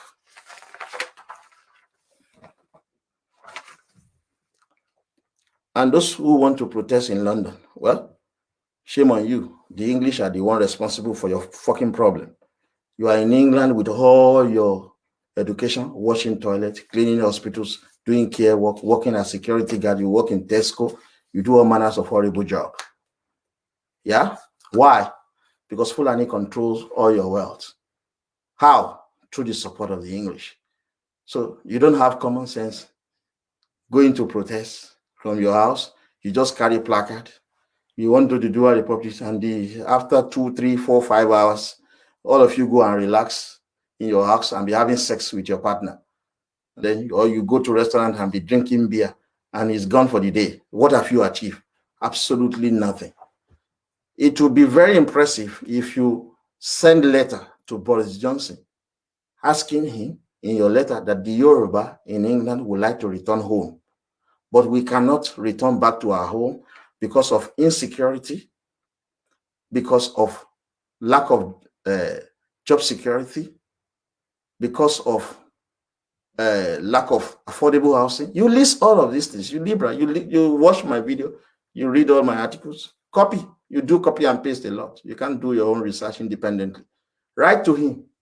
Tell him you want to leave his country on one condition, that Nigeria should break, and come and wait for his reply. And you said to him that they are the people holding Nigeria together, that they have no right to threaten any Yoruba citizen with deportation. So all of you Yoruba that are applying for asylum in England, doing this and that, you have legitimate right to stay in this country because it is English that have made your life miserable. That is why you are in their country. So write to Boris Johnson and speak about it when you go and drop your letter. But you are not real. Your target is Tinubu. You are just using the gimmick of Oduduwa Republic agitation. That's what you are doing to distract responsible, decent Yoruba youths and others. We know you. You are horrible. So guys, let us leave them for the time being. Now let us look at chapter 2 of the Constitution of Western Nigeria. The title of that, you have a copy, is on page 163. If you have the copy, Constitution of Western Nigeria, page 163, under legislature. There are 3 parts. We're going to take part 1 today. It says composition of legislature. And I'll read it. Number 4, it said, there shall be a legislature for the region, which shall consist of the governor, a house of chief, and a house of assembly, and we shall have power to make laws for the peace, order, and good government of the region. So we will have a legislature where they make law. The legislature shall comprise of 3 groups of people. 1, the governor, which is headed by the Oni of Ife. And we have said that the governor will be styled as the head of state of Yoruba land. The second group is the House of Chiefs, which is headed by Alafin, is the president of House of Chief. So we are not going to call it House of Chief, like I told you, it will be House of Oba. It's an insult to call our Obas chief. And the third group is the House of Assembly. We are not going to call it House of Assembly. It will now be addressed as the Yoruba Parliament, because Parliament comprises the members of the parties that the community has elected to represent them. So the member of this parliament, if you say assembly, it's like you just appoint a group of idiots somewhere and you put them in a house and say they should be ruling over a group of people. No, it is Yoruba parliament because it comprises of members that has been elected by the community to represent them. If you look at the 5 and 10 region that we proposed to President Tinubu when he gets to power, we said there will be Yoruba parliament, Hausa parliament, and Igbo parliament. The others will be assemblies. This is very, very important. These are parliament because they are majority. They are like nations. Any of these parliaments can then move a motion to secede from Nigeria. It will be tough for assembly to move a motion. So Kanuri will have assembly. Edo Urobo region will have assembly. Ijo region will have assembly. Efikibibi will have assembly. Western Middle Belt will have assembly. Central Middle Belt will have assembly. And Eastern Middle Belt will have assembly because they are minority. The combination of Yoruba, Igbo, and Hausa is more than 75% of the total population of Nigeria. But in this case, it is important for you to know that our legislature under regional government comprises of three groups of people. And these are the hierarchy, the political hierarchy in Yoruba land: the governor, the president, and the prime minister. So that is what you call the governor, the House of Obas, don't call it House of Chiefs, and the Yoruba Parliament. The House of Chief now, we've moved away from the God. This is written from the Constitution. If you have a copy, page 163 of the Constitution of Western Nigeria. Now, the Constitution is now explaining the House of Chief, but please call it the House of Oba, for God's sake, for God and country. It's an insult. The House of Chiefs shall consist of the person for the time being holding such chieftaincy as may be prescribed by the governor, who shall be an ex officio member of the house. It is the governor who will appoint member into the House of Obas. The governor is Oni of Ife. Don't make mistake about that. 87 chiefs, that's how it is written here, but it's Oba. 87, I will use Oba, please. 87 Obas having such qualification and selected in such manner as may be prescribed by the legislature of the region. These 87 Obas have been appointed based on certain prerequisites that must be met before you can get into the House of Obas. So all of these 10,000 Oba that we have across Yoruba land, they are Baale. They are what? Baale. Only 87 Obas were recognized. When I wrote this book, 2017, I recognized only 35 Obas in Yoruba land. 35. Because these are the real Yoruba Obas. You can get a copy of the book if you want to know these 35 Oba. But the constitution of, this is just my opinion on writing this and my ideas I put in it. It's not that I wasn't aware of these 87 Obas already in the constitution of Nigeria. I just felt that we have too many Obas. It's ridiculous. So we wanted to streamline them into normal numbers. But you look, we have to agree with this, our grandparent, for what they've done. 87 Obas who will be selected by the legislature. And he goes on, he says, such members being, he wrote here chiefs, but I will be changing it to Obas. Being Obas, not exceeding 4, as may be selected by the governor, acting in accordance with the advice of the premier. That's another section of the constitution that says that there will be special members. I'm reading from page 163. Special member, not more than 4, that will be selected by the governor. Who is the governor? Oni of Ife. So Oni of Ife will select 4 additional people to be members of the House of Obas. It used to be House of Chief. We're changing it. We can't be following the ridiculous dictate of the English colonial talks, calling our Obas chief. Stupid of them. So it's House of Oba. You understand? So there will be 4 special people. I call them the people who have made exceptional contribution to the greatness of Yoruba. This will come from Awolowo family, Abiola's family, Fela's family, and Tinubu's family. Libra, you don't like Tinubu, it's going to be because he's made an exceptional contribution to the development of Yoruba land. Obasanjo took, before that, he was running around the entire America, even in England, sourcing for fund for Nadeco when Abacha was killing every citizen. Right? He came back, he was gifted the slot for the Lagos governor. He was the only one that was not rigged out by Obasanjo because he stood his time with the help of people like MC Oluomo. After that, Obasanjo rigged all other elections in Yoruba. Tinubu from 2007 started winning back all the posts, all the elective posts that Obasanjo rigged out from the conservative. And he won them over by 2011 and he's still winning. He has made exceptional contribution to the Yoruba nation. His great-great-great-grandmother, Madam Tinubu, used her wealth. She was selling salt sought. It's like somebody selling gold today.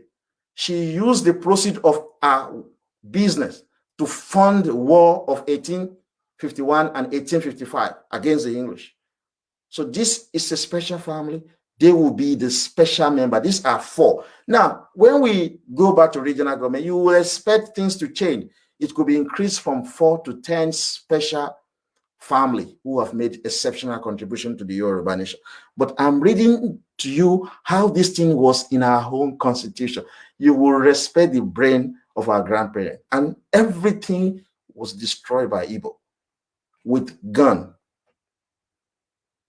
This beautiful constitution. So if you had the 4 special members to the Obas, that would be 91 members of the House of Obas. 91 members. I will not be reading all of this thing one by one for you, but there's some area that I've selected that are so special.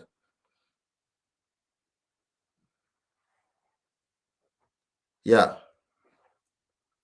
The seat in the House of Obas of a member other than ex-official member or a special member shall become vacant in such circumstances as may be prescribed by the legislature of the House. You don't really need that to explain that.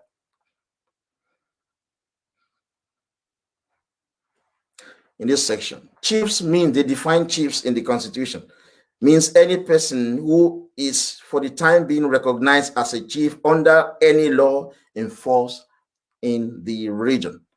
So the 87 Obas that were selected have been selected by the leaders of the Yoruba nation to be the real Obas, not the Baales that we have everywhere today. Section 6 of this says, without prejudices to the provision of section 5 of the section 10 and subsection 13. Guys, you don't need all of this section. Of section 33 of this constitution. Guys, you don't need this. What is important is the House of Assembly shall consist of 34 members. Now, we have moved away from the House of Obas. You know, this constitution says that there shall be 3 legislatures. 1, office of the head of state. You agree with me? Head of state was called governor. And who occupies that position? Oni of Ife. 2, the House of Oba. You know, it was called House of Chief. House of Oba. Who is the head of the House of Oba? Alafin he was called president of the House of Obas. 3rd, the House of Assembly, which we will now call the Yoruba Parliament. The head of that is the premier. Now we're moving on. Now we've moved away from the House of Obas. We are now moving to the House of Assembly, which we call the Yoruba Parliament. The House of Assembly shall consist of 94 members. Subject to the provision of Section 8 of this Constitution, a person shall be qualified. This is what, Igbo, you need to listen to this part. You see, people who can be elected into the House of Assembly. 1, no Igbo, Fulani, or immigrant, none of them can ever be governor. The governor must be Oni of Ife. The governor now is called head of state. No Igbo, no Fulani, no foreigner can be a member of the House of Obas. All of them must be Yoruba citizens. The House of Oba must be headed by its president, who is Alafin. Now, we're going to the House of Assembly. Now, you will think that, okay, can Igbo be voted for? Look at what the Constitution says. I'm reading from page 163. It says, subject to the provision of Section 8 of this Constitution, a person shall be qualified to be a member of the House of Assembly, which we call Yoruba Parliament, if he is a citizen of Nigeria who has attained the age of 21 years. And there is other provision. 1, you have to be a citizen of Nigeria and who was born in the region. That's number 1. So stupid, criminally minded Igbo, born in their shit places, they come into Yoruba land and say they want to contest for election. Because what? Igbo destroy regional government. Anybody that must be a member of our parliament in Yoruba land must be born in Yoruba land. So to those of you Yoruba, you go abroad and have your baby there. I want to have my baby in America. Your children shall not be qualified to contest for that election. So you don't have my children in London. So they are completely disqualified. But that is one of the options. But there will always be proviso for that. So don't be scared that because you have had your child in America or because you had your child in England that they are automatically disqualified. But law is law. If you must be a member, you must be born in Yoruba. I know a lot of you who live in America and England, you are always running to America with your heavy pregnancy. We will have green card. We will have British as well. You see, your kids are really disqualified.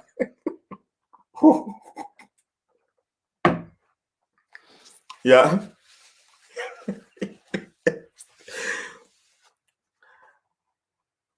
Igbo destroy our nation.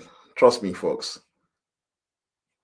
Igbo destroy our nation. So, if you must be elected into the House, you must at least be 21 years old. So this brings to fruition the argument around not too young to rule. It's because Yoruba don't have access to this kind of constitution. That's why they are protesting on the street that we want young people. Young people have always been given that right from day one to lead our nation. You must be 21 years old. And who was born in the region? If you are not born in our region, you cannot be a member. Or whose father? So you see, hold your peace, those of you who have your children abroad, including me. so hold your peace. He said you must be 21 and who was born in the region? If you are not born in the region, or whose father was born in the region. So my children will qualify to go into the Yoruba parliament. So you hold your peace because I was born in Yoruba land. And again, he says, who has resided in the region for a continuous period of at least 1 year immediately before the relevant date. In subsection 1 of this section, the relevant date means in relation to an elected member, the date of his nomination for election as a member, and in relation to a person nominated for election as a speaker from outside the house, the date of his nomination. What this connotes, all this condition, is that nobody will just come from Igbo land and say, I want to participate in election. They have to fulfill all righteousness. And in supplementary of this constitution, you cannot contest election if you have not paid 12 years tax clearance certificates. But in case of somebody who is 21 years old, perhaps he started working at the age of 18, he will be qualified if he started paying his tax clearance at the age of 18. These measures were put in place to make sure that those who contest and vote in an election in our space are Yoruba people. And if you look at the new constitution that has been done before Obasanjo and Atiku assassinated Bolaige, I wrote it here. Page 40 of the book, The Yoruba Person, Appendix 9. This was part of the constitution, new constitution that has been written by the Yoruba Academy led by Bolaige. This is what Bolaige was trying to do when he was going to the war court. Bolaige discussed with Obasanjo that, look, when he gets to the war court, he's going to push for the dissolution of Nigeria because Nigeria was meant to last for 100 years. That the moment he gets to the war court, this is his plan. Based on that, Obasanjo and Atiku assassinated him. But Bolaige has written a constitution. If you look at the constitution, which I produced some of it here, in my book. I call it Draft of the Yoruba Constitution for the general welfare, security, and prosperity of our people. Article 1, Article 2, the government, the kind of government we're going to have. Article 3, the central government. Article 4, executive of the central government. Article 5, the judiciary. Article 6, land and mineral resources. Article 7, the provincial government. Article 8, local government. Article 9, the Yoruba person. Now, let me read to you. That is the constitution. It's not this constitution that I'm reading. This was constitution that was first enacted into law in 1952. It was amended in 1963. But because of the killing, subjugation, and suppression of the Yoruba people by the Igbo and Hausa Fulani, Bola Ige is a conservative, and other Yoruba wrote a constitution preparatory to the declaration of Oduduwa Republic. They wrote this constitution called the Yoruba Constitution. I have the draft copy. These are some of the things the liberals don't have. They've never read any of this before, but they sit in front of video. We want Oduduwa Republic. They have no clue about anything. You see, this is something I've learned from the English and the Caucasian. You put your best mind forward on anything. Brain is an extremely powerful machine. It is the greatest invention of God Almighty. You don't kill people with brain power. All these Yoruba liberals shouting Oduduwa Republic, they've never read the constitution written by Bola Ige. They've never read the constitution of Yoruba land that was enacted into law in 1952. They just talk shit. So this is who Yoruba person is. Section 1 says, all person whose parents or grandparents belong or belonged to a community indigenous to Yoruba land, all person either of whose parent or grandparents belong to a community indigenous to Yoruba land, all person in the diaspora of African descent who claims Yoruba ancestry, either through cultural affiliation or genealogical connection. These are who we call Yoruba people. And these are the people that will have the right to be elected into the Yoruba parliament. Igbo have no say at all. But through the unitary system, they are everywhere in Yoruba land. They are using intermarriages to control our politics. They deliberately get married to our women. And we've said to Yoruba women, you marry Igbo men, it is at your own risk, because your children are going to be discriminated against because the Igbo people hate Yoruba nation. So you cannot just come into Yoruba land and start contesting for election. You have to be born in Yoruba land for a start. You have to meet certain other requirements. If we go back to regional government now from 2023, when we have Tinubu as president, we go back to regional government, Tinubu devolve power. There will be a fresh Yoruba constitution that will be written. It will be very clear who can participate in election in Yoruba land. We did not colonize the Igbo. They have no right. They have no right whatsoever to say they want to participate in election in Yoruba land. It is the English who colonized them. They can go to England and be contesting for election. Have you ever seen Yoruba going to Bulgaria saying they want to vote and be voted for? Do we go to Latvia? Do we go to Russia? Do we go to Japan? Do we go to China? Say we want to vote and be voted for? Because we are in England saying we want to vote and be voted for because sometimes ago, the irresponsible English colonial thugs came into our country, killed our people, stole our wealth. It is because of slavery and colonialism. That's why we have right to vote and be voted for in England. Not because the English like us. Igbo people have no right whatsoever. And you shall not vote in election in Yoruba land. So you can see that. You know, the liberal will say Tinubu is not from Lagos. He cannot contest for election.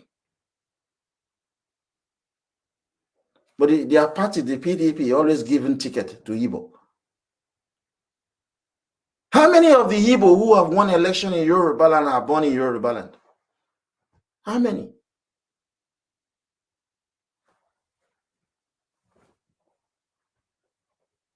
Beautiful things that the power of the Constitution can do. That was what when Bolaji wrote this Constitution. Look at the introductory part, and you look at the introductory part of that. The Constitution written by Bolaji says, to secure the dual end of good governance, as well as a peaceable living among ourselves and between us and our neighbors, we the Yoruba people do commission and give consent to the following as the Commonwealth of the Yoruba Kingdom come Oduduwa Republic's Constitution. Now, look at how the Constitution of Western Region was introduced. It said, there shall be a legislature for the region, which shall consist of the governor, a house of chiefs, and a house of assembly, and we shall have power to make laws for the peace, order, and good government of the region. That is the essence of Constitution. That is the essence of Constitution. Any region, any people, group of people that has a constitution means that they have an independent nation. Yoruba land was an independent nation until Igbo used guns to kill our leaders. Because of the beauty of Constitution, that was the reason why the good people of Ghana came out with a law that says a person who is not a citizen of Ghana cannot invest or participate in the following business. Law governs peace in any nation.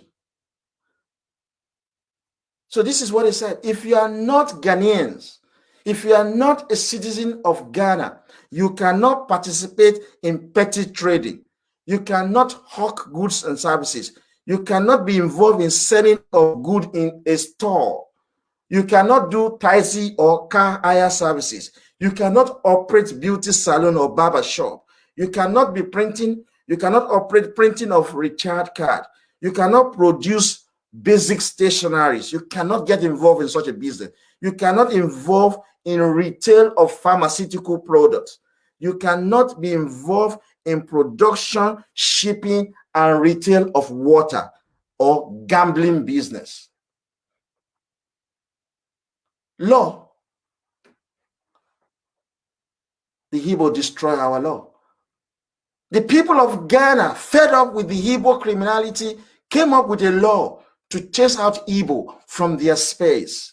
If we go back to regional government, we are going to be able to make law in our parliament that will address the influx of Igbo into our land, that will address the Igbo criminality in our land. Any region in Nigeria with a constitution is an independent nation. This constitution of Western Nigeria is the reason why Yoruba nation was once a great place to live, work, and get an education. Igbo destroyed everything with the gun. Without organized violence, we cannot get back our freedom. Without organized violence.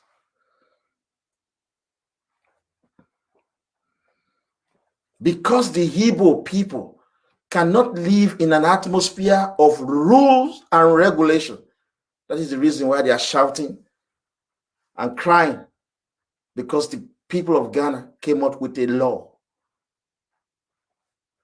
The law these people came up with says a person who is not a citizen of Ghana may participate in other enterprises. The first section of the law says if you are not a citizen of Ghana, you cannot get involved in petty trading, in hawking, selling of goods in store, and other things. If we have regional government, we will put the same law in place. If you are not Yoruba, you can't sell all of these things. You can't have barbing salon. You can't have beauty salon. You can't be selling spare parts. You can't be selling waters. You can't be doing gambling business. We will reserve this enterprise for our home people. Igbo should go and do the same thing in their space. But to destroy us, Igbo first suspended our constitution. The beauty of it, guys, is that this constitution was suspended. You need a Tinubu, a Fashola, an Oshibajo, an Aregbesola to revive back your constitution. Another thing the good people of Ghana did when they've had enough of the irresponsible action of the Igbo who are constituting nuisance into their space because of their crime. Another thing they did was to say that this section, you cannot participate in this business. And this section, you can. These are the businesses they said they can.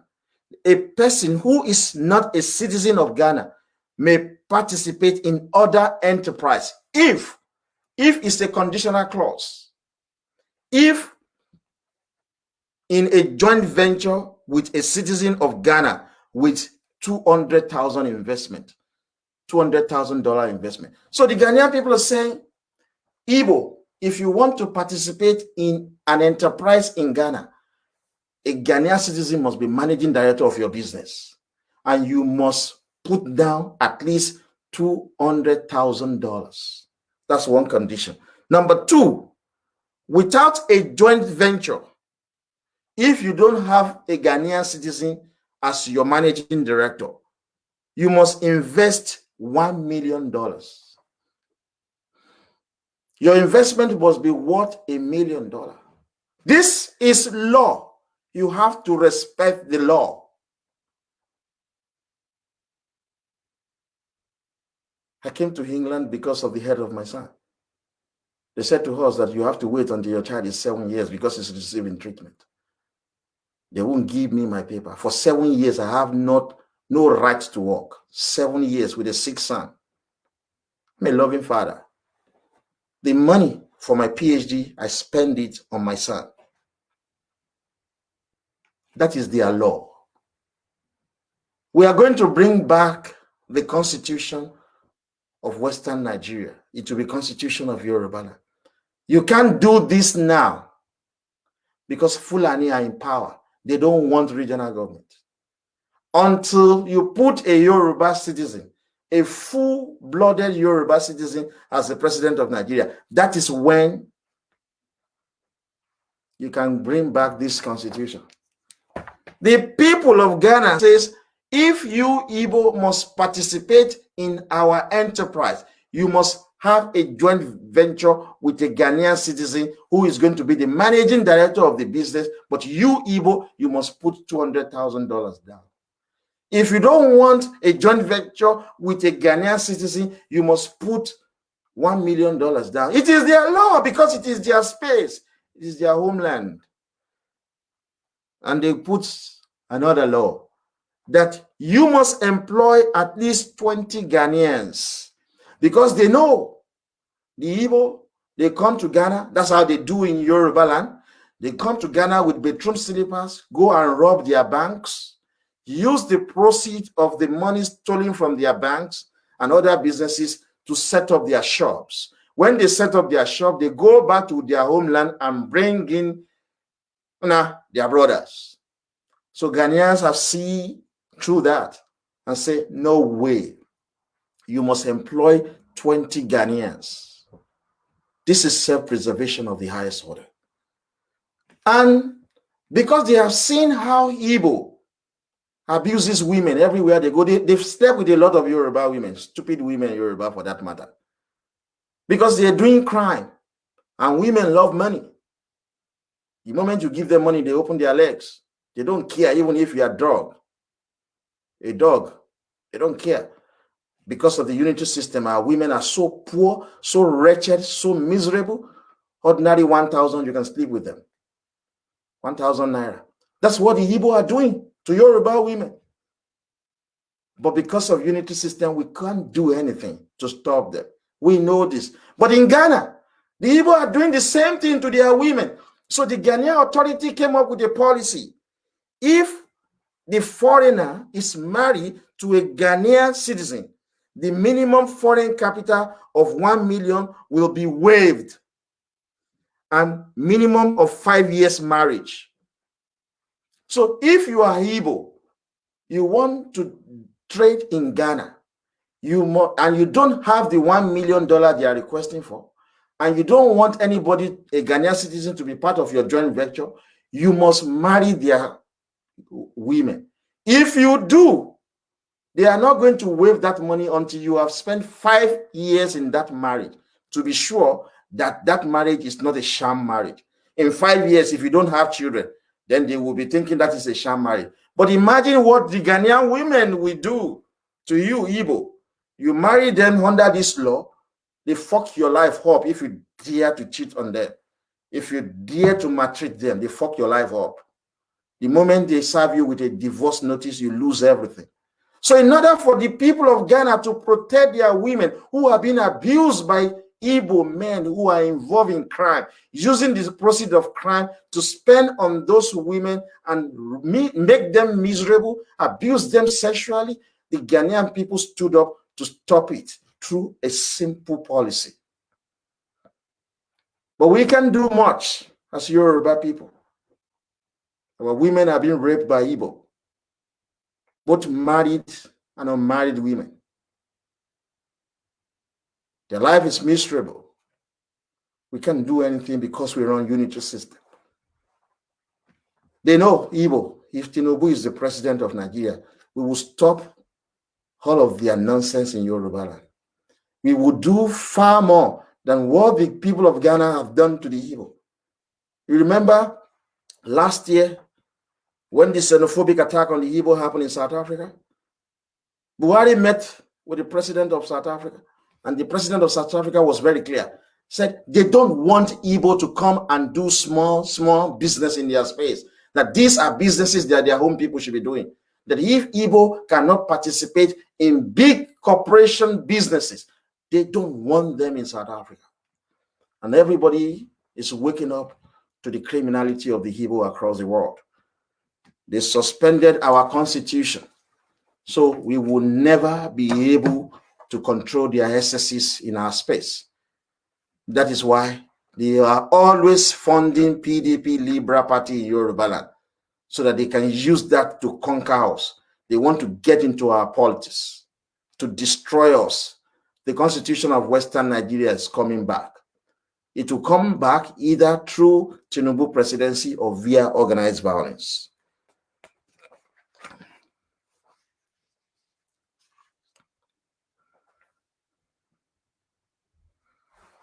Let us look at the qualification for membership of the House of Assembly, which is Yoruba Parliament. Guys, you need to know. It says, no person shall be qualified for election to the House of Assembly if he has voluntarily acquired citizenship of a country other than Nigeria, or except in such cases as may be prescribed by the legislature of the region, made a declaration of allegiance to such a country. It's everywhere. This is the standard. That was why they were saying that this guy, Saraki, shouldn't have even been elected into the Senate in the first place, because he was having British passport. If you hold British passport as a Yoruba without renouncing your nationality of Britain, you will not participate in our election. And it is legitimate, because we cannot put foreigners in our parliament. There are other reasons why you cannot participate. Anybody that has been adjudged to be a lunatic, you cannot. I won't read all of the other conditions to you. But there's another one that is very important. Save otherwise provided by the legislature of the region, if he is a member of the public service of the region, the public service of the federation, or the public service of another region, a members of the armed forces of the federation, or the holder of any other office of a monument under the state. So if you are a public servant, you cannot be a member of our House of Parliament. That is, if you are a civil servant, you work for government, you have to resign. If you are from another region, you cannot be a member of the House of Assembly. That is what this legislation is saying. If you are in the armed forces or police, you cannot be a member of the House of Assembly, which we call the Yoruba Parliament. There are others which you can all read up by yourself. There are others. So this is just saying the condition under which you can participate in election into our parliament. There's another thing that I marked here that is very important. Provided that it does not include any body corporate established by or under the Western Region Local Government Law of 1952 or the Local Government Law of the region as amended, or any law replacing either of those laws. Even if you work in local government, you cannot participate in election until you have resigned. Now let's quickly go to what you have seen is about the House of Assembly. Let's quickly go to the President of the House of Chief, because people keep complaining, Oni of Ife and Alaafin, you don't know which one is senior. They are fighting over seniority. Our grandparents have resolved this. There's never been any justification for dispute between these two people. No justification for it at all. I like a lot of people on YouTube always make comment, guys. I read some of your comment if I can read. Somebody said, God bless Ghana for screaming the children of hate, evil.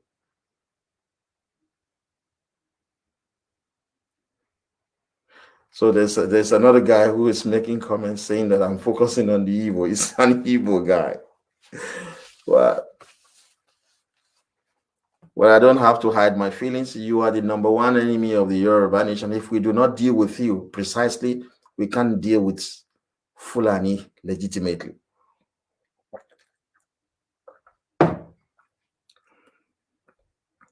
Let us go to the President of the House of Chiefs. Folks, please forgive me. I'm reading from the Constitution of Western Nigeria, but do not forget, we are bringing a new concept. We cannot call our Oba chief. It is derogatory. It is insulting. When the royal family in England, when they do weddings, birthday, we all celebrate because the English celebrated their own thing. So we must celebrate and respect our own others too. That's when people will celebrate with us. Yeah. There shall be a president of the House of Chiefs, which is House of Obas, who shall be elected by the member of that house. Election is just formality. That position is reserved only for the Alaafin of Oyo. Guys, you know this guy is always lying. Sometimes because he drinks and smokes and snuff cocaine and every other thing. Femi Padikayo, he talks shit most of the time. He said his father was the deputy premier. This is the Constitution of Western Nigeria we are reading. There is no such position as the deputy premier. You got to see it today. So the House of Oba shall have a president. That's what it says. The president. That office, that position is reserved for only one man. Alaafin of Oyo.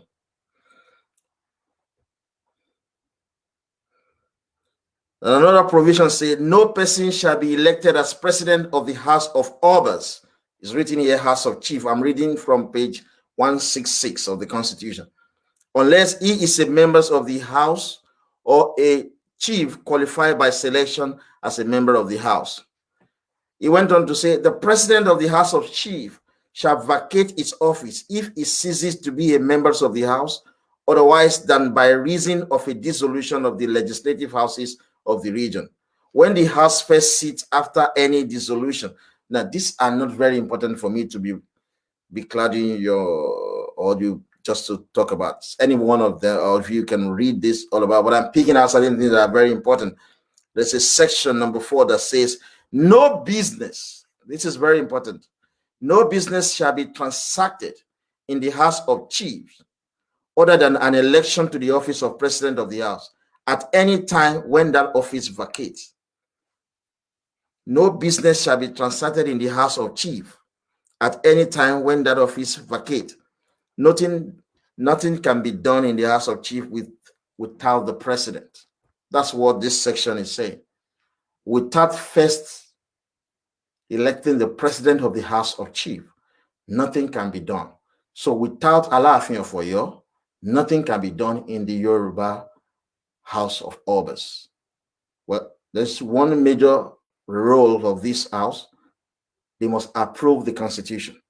So if the House of Assembly, which we call the Yoruba Parliament, if they make any amendment, they must pass that amendment to the House of Obas. Then the House of Obas can reject it or approve it. If they approve it, they must send it to the superior, the Oni of Ife, the governor, to assent his signature. These are all here. So nothing can be done in the House of Obas without the president, who is Alaafin.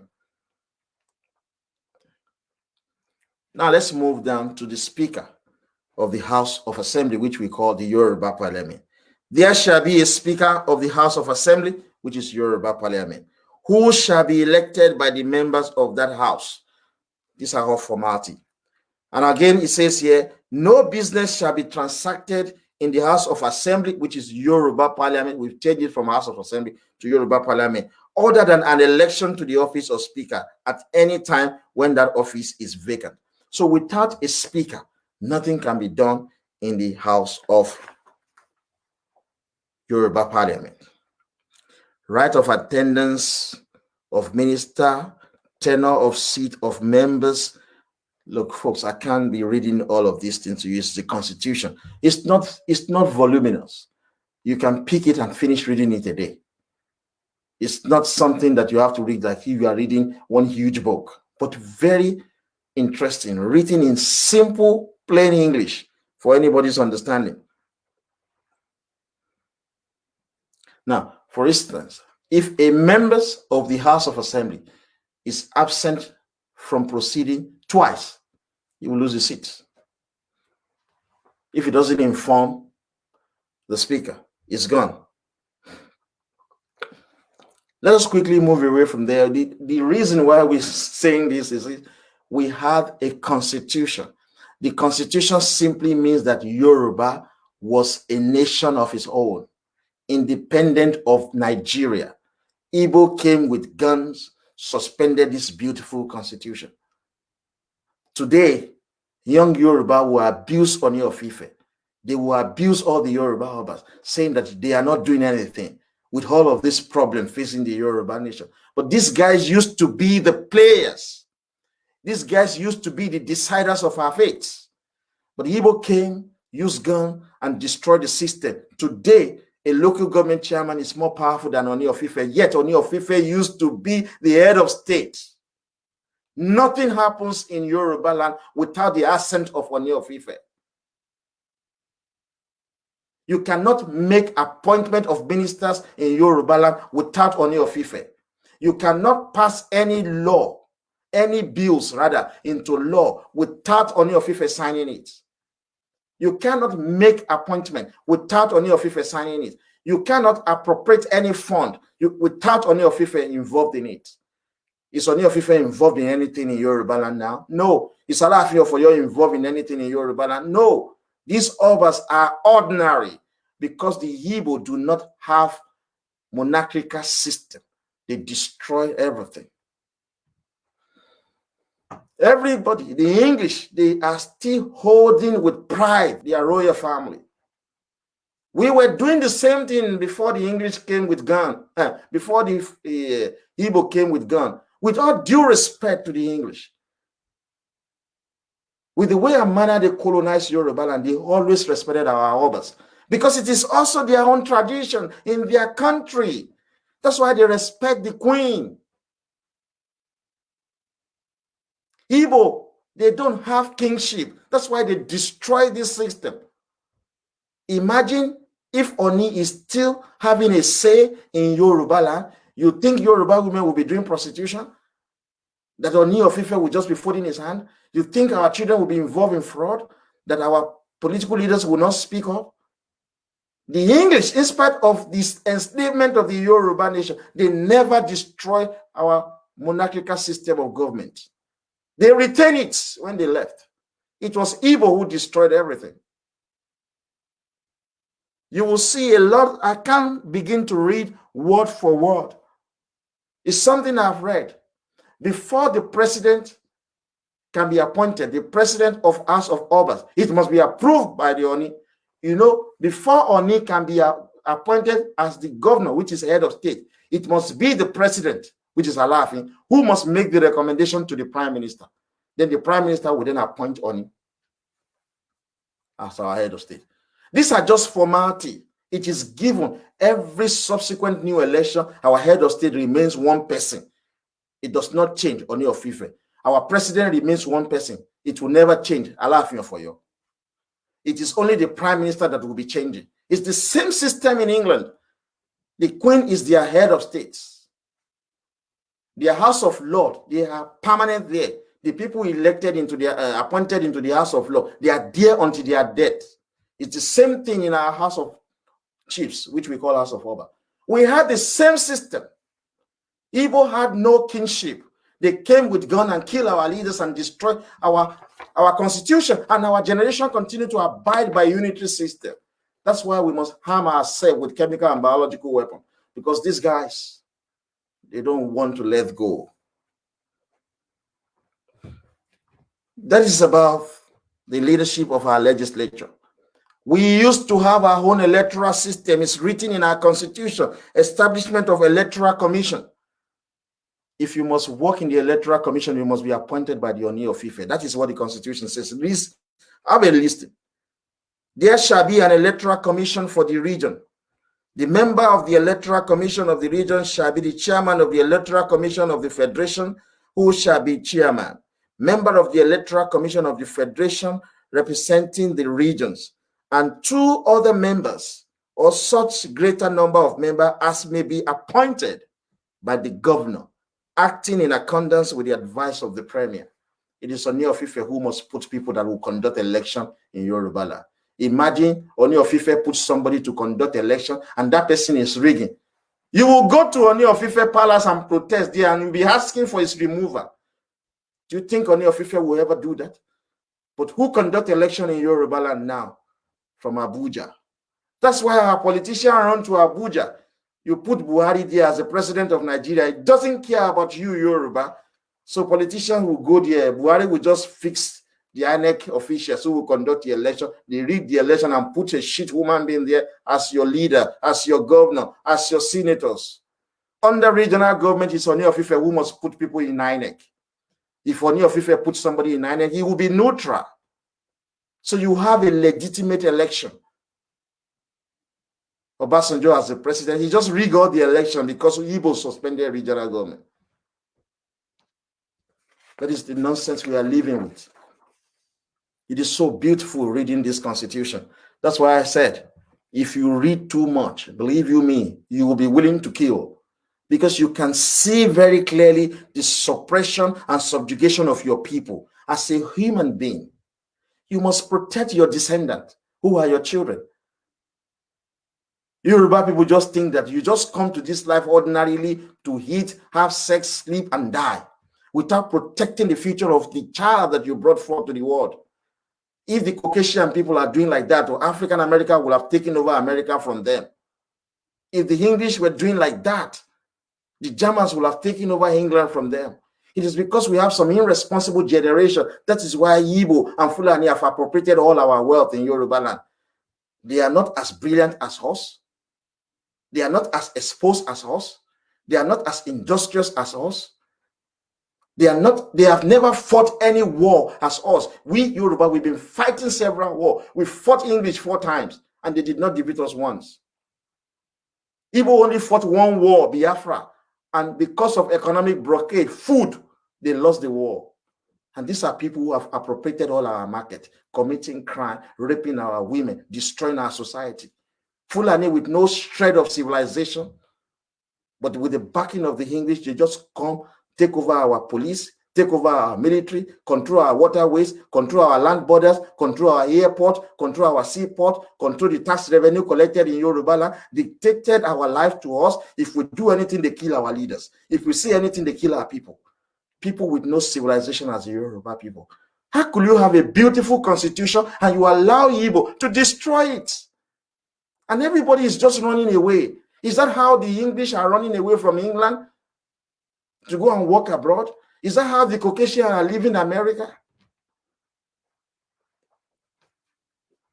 Look at the appointment into the INEC. It says section 3 of that particular paragraph. Say, a person shall not be qualified for appointment as a member of the Electoral Commission of the region if he is a member of either legislative house of the region, a member of either house of parliament, or a member of the legislative house of another region, a minister of the government of the region, a minister of the government of the federation, a minister of the government of another region, or a member of the public service of the region, the public service of the federation, or the public service of another region.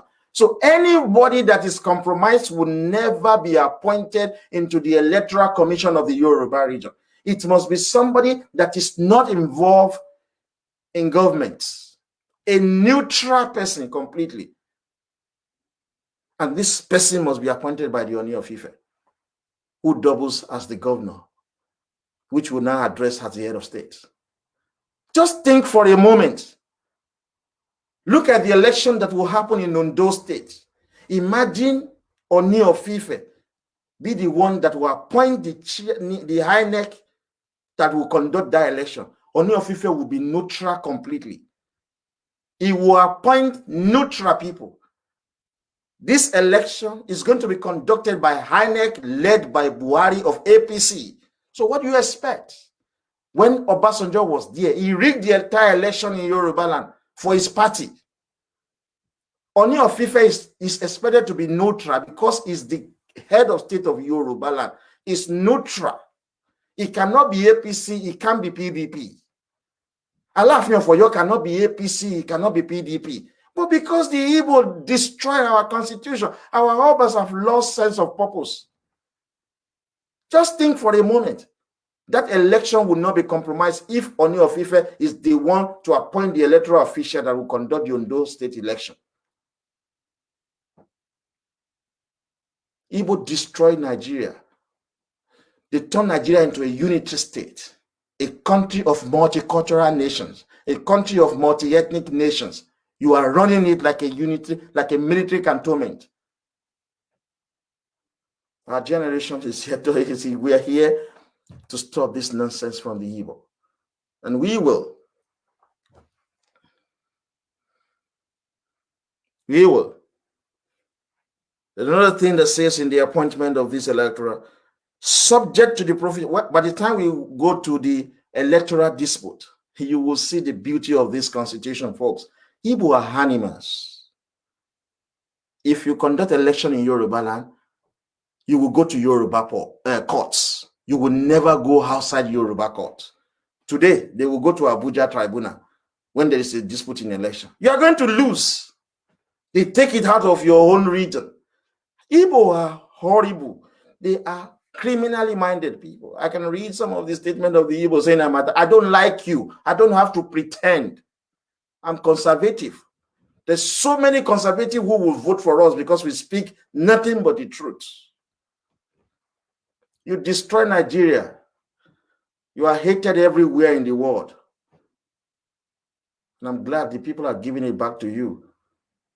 In Nigeria, you are messing up our homeland. You say we are one Nigeria. Horrible. You go to Ghana, you are stealing, committing crimes. You say ECOWAS protocol. You are in South Africa, they are killing you. They are asking you to leave. You say you are Pan-Africa. Horrible people. You call yourself industrious people. You cannot grow the economy of your own space. In continuation of the appointment of the Electoral Commission, says subject to the provision of this section, a member of the Electoral Commission of the region appointed by the governor shall vacate his office. Appointed by the governor. It's Oni of Ife that was appointed. At the expiration of 5 years from the date of his appointment, or if any circumstances arise that if he were not a member of the commission will cause him to be disqualified for appointment of such. Don't want me to bother you with much. Just think for a moment that Oni of Ife appoints the electoral officers to conduct election in Ondo State. Just think. You think there will be rigging? You think Oni will compromise? He will put up the best of Yoruba there into that commission. And the section 3 of our constitution says, a person shall not be qualified for appointment as a member of the electoral commission of the region if he is either a member of the legislative house of the region, a member of the house. If he has a political party, he cannot be appointed into electoral commission. That is what this section is saying. If he's a civil servant, he cannot be appointed as a member of the electoral commission. It must be somebody completely neutral, somebody in private who does not belong to any political party. You are asking Buhari to come and conduct election. You think he's going to put PDP there? No, he will put his own APC people there. It's rubbish. You know the position of Oni of Ife. Arole Odua. What are we talking about? Look at how beautiful our constitution is. Somebody just came with gun, killed our leaders, and said, the constitution of Nigeria suspended. The constitution of the region, Western region, suspended. Igbo. Ayima Bajeshani. I'm just going to skip some of these things, but I have marked out some of the interesting part. In section 7 of the Electoral Commission, in the exercise of its function under this constitution, the Electoral Commission of the region shall not be subject to the direction or control of any person or authority. Beautiful. So the moment they are appointed by the governor, they are on their own. They must serve the people. Buhari brought his nephew as INEC chairman. Every election in Nigeria must be conducted by federal government. What kind of system are you running? That is what the Igbo brought upon us. That is what they brought upon us.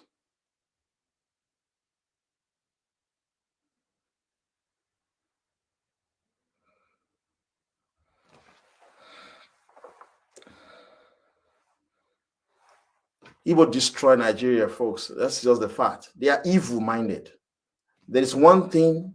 They thought that they lack waterways and crude oil. But there's one thing they lack: human capital, brain. Nnamdi Kanu, their leader, a first-class propagandist. Everything we speak about, he copied. He was condemning everybody, saying that the entire world gang up against them during Biafra. Today, we said to the Yoruba nation, if you don't have the support of the United States of America, forget really Nigeria, forget regional government, forget the Oduduwa Republic. You will be miserable for the rest of your life. You need allies. Nnamdi Kanu is saying that they want America to come to their aid. The federal government of Nigeria listens to me. Federal government of Nigeria takes policy idea from YYF. The government in Yoruba takes policy ideas from us. They know that I'm honest. When the police interviewed me for 9 hours, my lawyer said to me, I have never sat in a political campaign in my entire life. You are good. I am good because a generation must come to salvage the destruction of its people. And it is that generation that we happen to be. Unfortunately, it is our generation that will go to war. And we will fight to protect our children and the descendants yet unborn. We don't want this unitary system. I cannot live my life in England, a place that is not my country, to face discrimination. I can't work the best job with my human capital. I can't live in the best environment. I can't raise my children to the best of my ability. I can't do anything because of the color of my skin. I don't blame them. It is their country. They must give priority to their own citizens. We want to take back Yoruba land. The Igbo destroy Nigeria. No born heads except the Igbo. How can you destroy this beautiful constitution? And you give us a junk, useless constitution? Many of you don't know that it was Obasanjo who wrote the constitution of 1978-79 that turned Nigeria into a presidential system of government. The hopeless human being that will be divided into 4 places after his death is still speaking shit about restructuring now.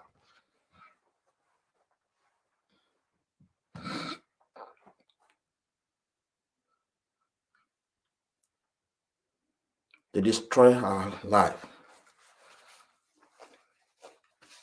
They destroy our civilization with gun, without chemical and biological weapon, without the support of the United States. Forget it. Our generation will be miserable if we do not fight.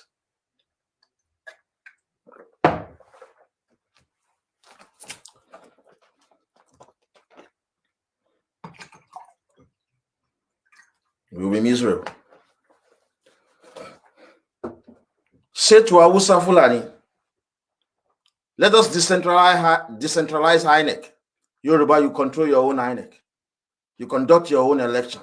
We don't have to have election at the same time, except federal election.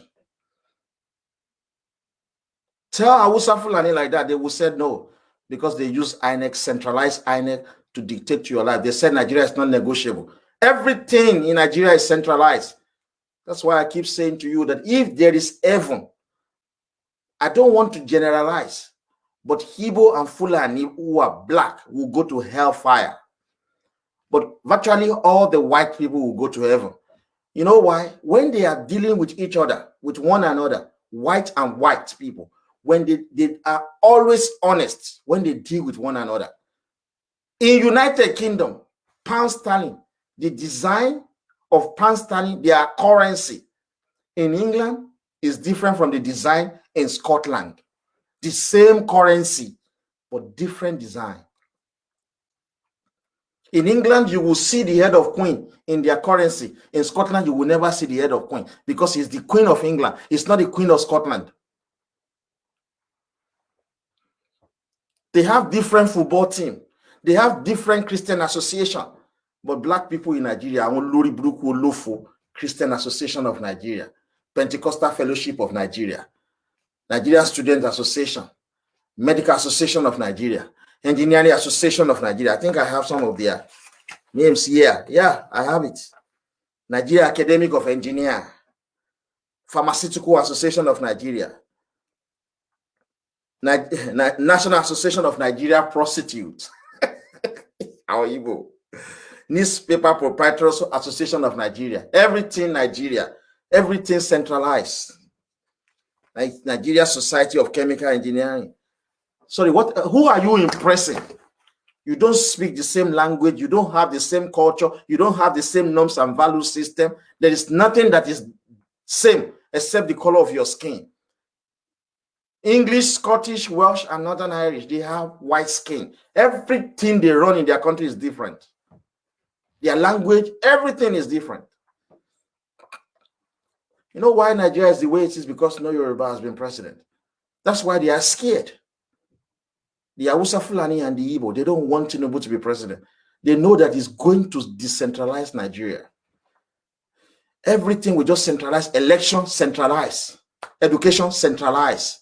Infrastructure, centralize. This is not how we. So you blame white people. Oh, white people are horrible. White people. When the English were living in Nigeria, they gave us a decentralized system. Igbo centralize everything in Nigeria. Igbo people, they centralize everything because they lack the good things of life. So they want to appropriate other things. White people that you blame every day of your life. Oh, Nigeria is not great, it's white people. Nigeria is a shito, it's white people. Nigeria is this, it's white people, white people, white people. You hate white people, but it is you yourself who have caused your own problem. English, when they were living, they gave us a decentralized system. Igbo centralized everything. All associations, you say the NBA are fighting. Come to United Kingdom, whether they have United Kingdom Bar Association. No, the association in England is different from the Bar Association in Scotland. Horrible set of people. You conduct election. Look at the beautiful constitution we have. They centralize everything. elections, you see Yoruba Libra, they shout, they are killing people of Satan Kaduna. Buhari government is shit. Olori Buruku, if you give us decentralized army and decentralized police, you think they are going to be killing people like that? You have a centralized army in which Fulani is the president. He gives weapons to his people. Tell Hibo, this stupid Nnamdi Kanu that is shouting, tell him to support the decentralization of the military and the police, that all the military in Igbo land must be Igbo alone. They must be under the government in Igbo land. All the police in Igbo land must be Igbo alone. They must be under the government of Igbo. He would reject it. This is a criminal that is shouting for Biafra. You know why? Because in Yoruba land, no Igbo will be in police again. No Igbo will be in our military again. So if they are not in our police, in our military, they can't commit the crimes they are committing. They know. If we devolve power of the military and the police back to the region, all the crimes of the Igbo will end in Yoruba land that same day. They are destroying you, Yoruba. That's why blood will flow in Yoruba land. Yoruba land is the battleground, and Lagos. Lagos is not only the battleground, it is the graveyard of the Igbo and Hausa land. That's where they are going to be buried. Let us look at constituency. I made mention of the constituency. We have 94 constituencies under regional government. Now, look at the beauty of it. This is when I said to you that under this regional government, it was written in such a way that says that every 8 to 10 years, we must create a new town. New town that we will build houses, road, hospitals, schools, businesses, everything, every 8 to 10 years. That's what the law says. Read. I'm reading from page 168, guys, if you're following me. Under constituencies. The region shall be divided into as many constituencies as there are members of the House of Assembly, which is Yoruba Parliament. We changed it to Yoruba Parliament. By virtue of Section 6 of this Constitution, and shall be so divided. Look, listen.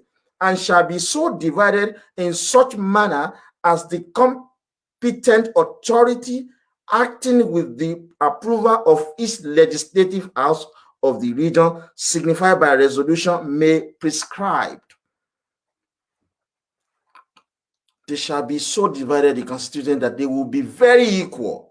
He went on and said, the boundaries of each constituency shall be such that the number of inhabitants thereof is nearly equal to the population quota as is reasonably practicable. The constituency must be equal. It must nearly be equal. The number of people in each constituency must nearly be equal. So the moment you have, let's say, we have 1 million people in each constituency. The moment the number gets to 2 million, you create a new town. He says, I'm going to move quickly away from there.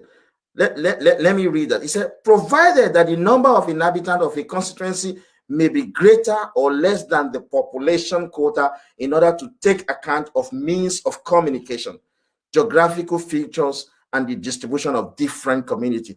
While we are creating new constituencies, we must be conscious of the geographical features and the distribution of different communities. For instance, if you want to create a new constituency in Lagos, when you have Awori people in one side, you have to be conscious of their community. That's what he's saying. But there's another one that is very important in which you must take note of. It said, the competent authority shall review the division of the region into constituencies at interval of not less than 8 and not more than 10 years, and may alter the constituencies in accordance with the provision of this section to such extent that it may consider desirable in the light of this review. Is saying that the Electoral Commission every 8 years, but not more than 10 years, will review the constituencies and create new constituencies. It's the Electoral Commission that will do that. Who creates constituency in Nigeria? It's not by federal government fiat. Federal government will be creating constituency for Yoruba people. That's why they created local government and gave themselves. Like you read it quite all right in this constitution that we, Yoruba, we created our own local government. That was why Tinubu created local government and that Obasanjo disagreed with him. You think such a man will be president of Nigeria, doesn't know what he's doing. That is the man that will give you Oduduwa Republic. If you truly desire Oduduwa Republic, you think Fulani want him, Buhari don't want Tinubu to be president of Nigeria. In his heart of heart, you don't know the power of the presidency. Igbo would rather have Tinubu dead than for him to be president of Nigeria. The Yoruba Libra want to shogun, shake gbogbo káyé Tinubu bàjẹ́, come on the president of Nigeria. Because they know that is the man that can change your life. But don't be foolish, conservative. We've been saying this to you. We are campaigning for APC because they are conservative like us. We have told you the moment we put them in power, we are going for protests. That is why we are going to hit the ground running. We're going to go for protests, a civilized protest in which people who will participate in the protests, people who participate in protests in this country, they have benefit, they collect benefit from government. So whether they work or not, something is going into their account. But we don't still have that system, which we used to have under regional government. We were running welfare benefit. My mother mentioned it yesterday when she spoke. But the kind of protest we emphasize is that we will talk to different organizations that will give people food, money, afternoon, in the evening. So people will be eating 3 square meal protesting. So it will be sitting. We go to the airport, we sit in, we cancel all flights. I'll be big boy then. Nobody will pick up the phone. Grandson, what's it very well like? You don't share. Kilo shele. Yes, sir. Kusoro. Awa isi yari o. Kusoro. Ma bola Abuja. Láyé. Mi wá sí Abuja. Àwọn people yẹn ò ṣì ní. Ẹ máa wá sèkó ni o sá. Mi lè wá sèkó mo busy. Irọ́. Àwọn boys ò ní gba má sọ fún ẹ gbọ́. Aṣíwájú lọ́wọ́ fẹ́ wá sí ká wá sí Abuja. Ṣé máa lọ? Àwọn boys rárá o. Ẹ máa wá sèkó ni o. Ìgbà ni ká ṣe meeting ẹ̀gbọ́n. Mo ní ẹ̀gbọ́n. Popsi, àgbàlá àwọn àpè ní ojú gbogbo wa ló lè bí wa lọ́mọ. Popsi, ẹ wá sí kó ga sọ̀rọ̀. Oyè ẹ̀ Tinubu máa wá. Kò ní kó mọ jáde fún yín kó máa pa yín dànù bí Fúlàní ṣe ń pa yín. Gbé Ìgbò síbẹ̀ kò fi jẹ president. Á pa gbogbo yín dànù ni. Ẹ̀yin mélòó. Ẹ̀ tẹ́ ti ya wèrè Libra òfò. Wọ́n máa attack ṣe àwọn attack ara ẹgbẹ́ ṣe attack Awólọ́wọ̀ nìyẹn. Tinubu á pa yín ni. Ràn yín. Ẹ̀yin tẹ́ fẹ́ pa. Ẹ fẹ́ gbẹ̀mí ẹ̀. Guys, ó mọ̀ gàtà kọ́kọ́ bẹ̀rẹ̀. Ó di bọ́n ṣe máa ń bú mi. Wọ́n bí ìyá láyà wọn rí náà. Wọ́n máa bú mi. Ó ti sú wọn. Ọlọ́pàá ti gbé mi. Wọ́n gbé mi jùlẹ̀ náà ni. Ó yẹ. Ó ti sú wọn. Wọ́n threaten mi, wọ́n máa deport mi. Wọ́n threaten mi, wọ́n máa assassinate mi. Wọ́n threaten mi, wọ́n máa ṣe gbá. Wọ́n threaten mi, olùsí. Wọ́n bí ìyá wọn rí sí kan máa bú mi. Wọ́n máa bú mi, wọ́n á jókòó, wọ́n á pé kò ní iṣẹ́. Olùsí, wèrè. Madman, àwọn olófò gbogbo wọn ló ń copy gbogbo nǹkan tí mo ń ṣe nsìn. Gbogbo àwọn tó ń bú mi gbà àwọn ló ń pariwo Oduduwa Republic nsìn. Wọ́n kàn copy everything tá à ń ṣe. Àwọn olófò Kétu tó ń bínú ológun. So you see, we were creating our own new towns, new constituency. We created our own local government. This is exactly what Tinubu did when he was governor. He was the first person who created local government as a government before others start copying from him.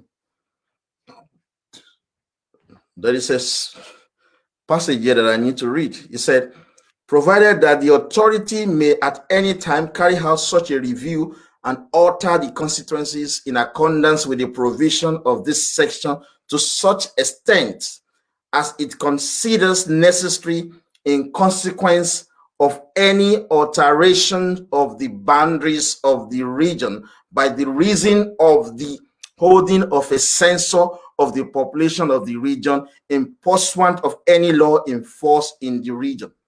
So the Constitution says that we must have equal inhabitant of people in each constituencies. So if you have 500,000 people in each constituencies, the moment they get to 700,000 people, you create a new boundary. They do it in England like that. That's what we're supposed to be doing.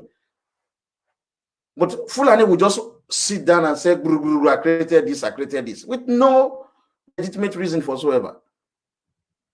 So the Constitution says that if it means counting the number of people to decide the new constituency that has to be created, it has to be done.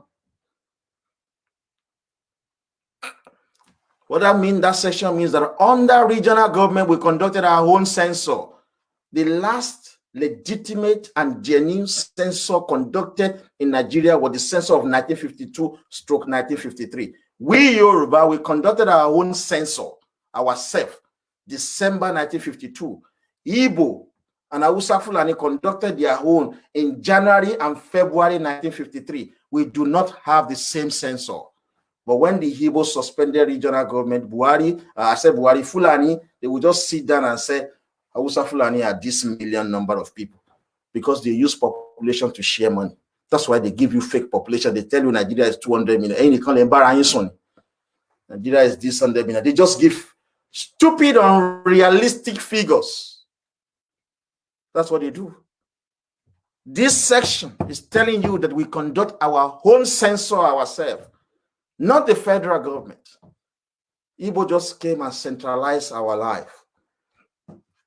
I will read from paragraph 6. I'm still talking about this electoral commission, which is very important.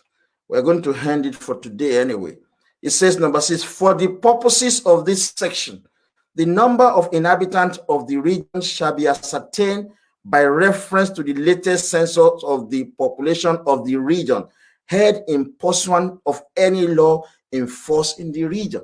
We conduct our own election. It says, number 7, it says, in this section, the competent authority means the electoral commission of the region, or such other authority is the electoral commission that are conducting election and census in our own region. The people that are doing election, our own electoral commission, they also conduct census in Yoruba land. It says, in this section, the competent authority means the electoral commission of the region, or such other authority consisting of the person appointed by the governor, which is Oni of Ife, acting in accordance with the advice of the premier, as may be established in that behalf by the legislature of the region.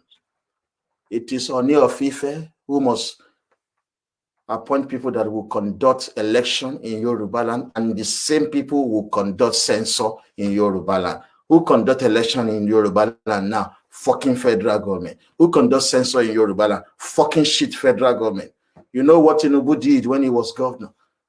When Obasanjo conducted election in 2006, I was in Lagos then. Tinubu came with his own electoral official. They sat side by side with the federal official. At the end of that election, Tinubu figure was different from that of the federal government. People that sat together to conduct the election, yet the federal government gave ridiculous number for Lagos State. Igbo destroy your life, Yoruba, not Fulani. So you continue to blame people who are your secondary problem. Our number one problem in Yoruba land is the Igbo. We must reduce them in our space. We must not allow them to come in. You can see it is Oni of Ife who must appoint people into the Yoruba Electoral Commission. And it is this commission that must conduct election in Yoruba land. They must also conduct census in Yoruba land. Tell the Igbo, go and count your people. Tell the Hausa Fulani, count your own people and conduct your own. They will say no. Igbo will say no. We be one Nigeria. Do we speak the same language? No. Do we have the same culture? No. Do we have the same norms and value system? No. So what makes us the same thing? Stupid people, because we are black. Weary. So why are we not the same with white? Because white and black, they are both human beings. So why do you discriminate? They open their mouth, they hate white people. But we remind them that Igbo and Yoruba are not the same. They say, no. We're the same thing now. We're Nigeria, one Nigeria.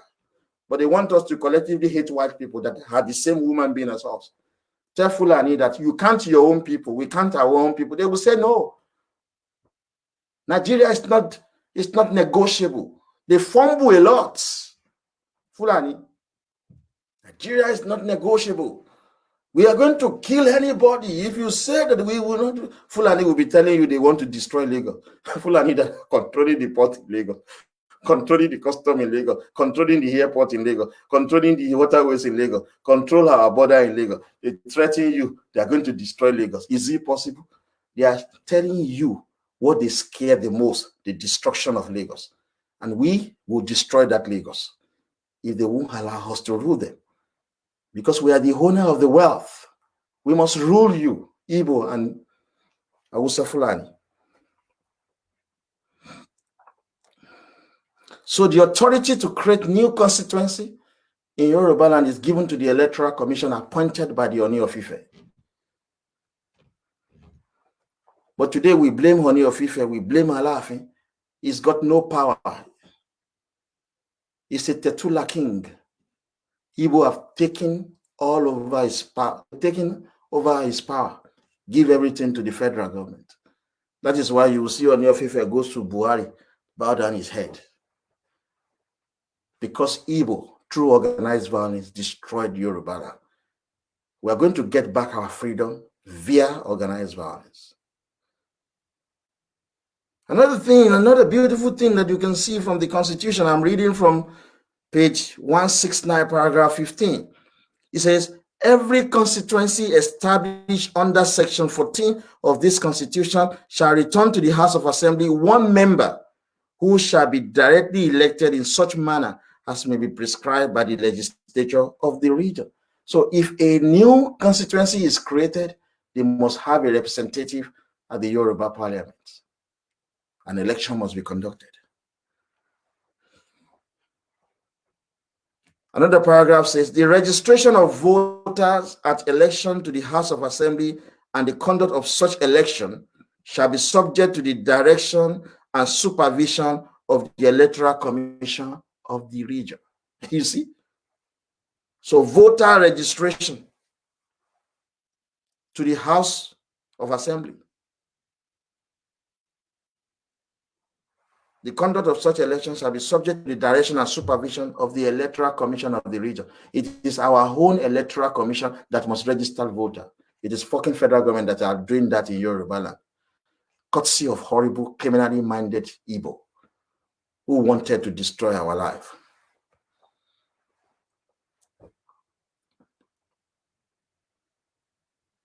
So you can see, guys.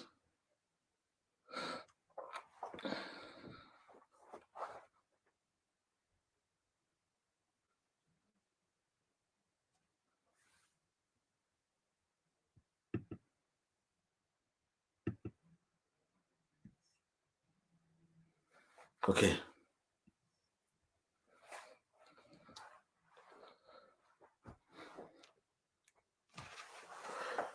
So many people that are watching us are making comments. Sorry, guys, we're reaching out to you from a lot of platforms. We just improvise some things and we're just testing some of these things. Sometimes you might see my eyes facing the up and you might see my eyes facing down because I have to talk to different platforms that I'm checking you out from.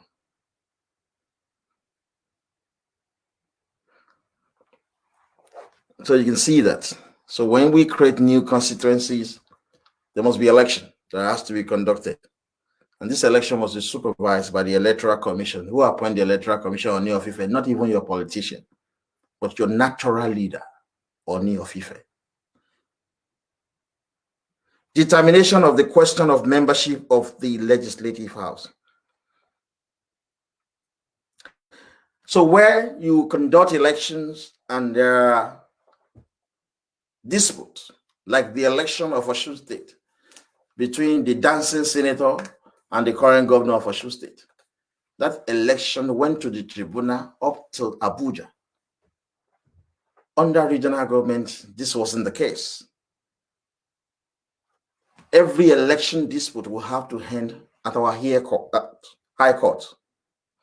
The High Court of the region shall have original jurisdiction to hear and determine any question whether any person has been validly selected or elected as a member of a legislative house of the region, or the seat in a legislative house of any member of that house has become vacant.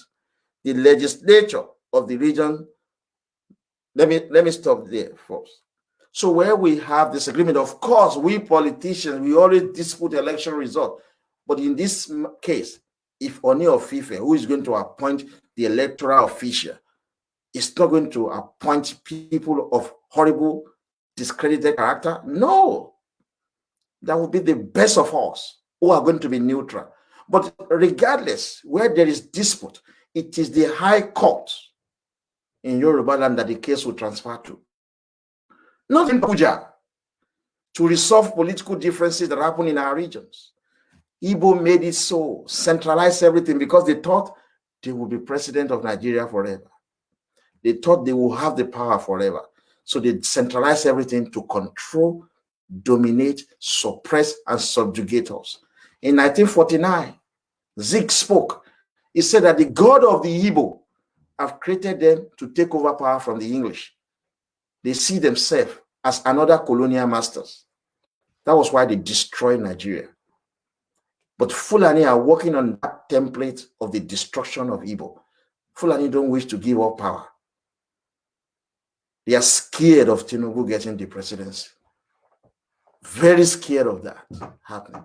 The English are thinking for them, but we are happy that the Tinubu and his people are also reaching out to America. Otherwise, forget it. You won't get there.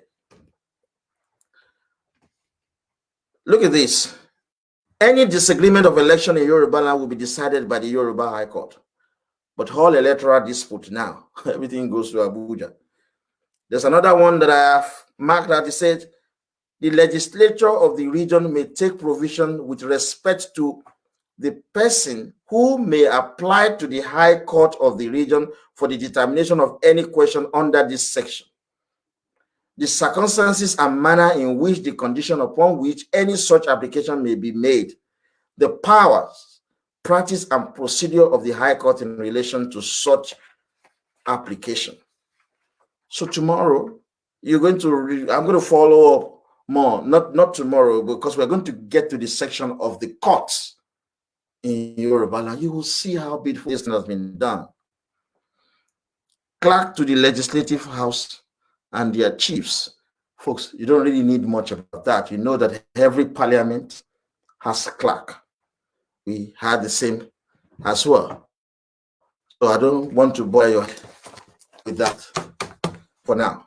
So this will be the end of day 2 of the Constitution. We are still on chapter 2 of the Constitution of Western region, which is Yoruba land.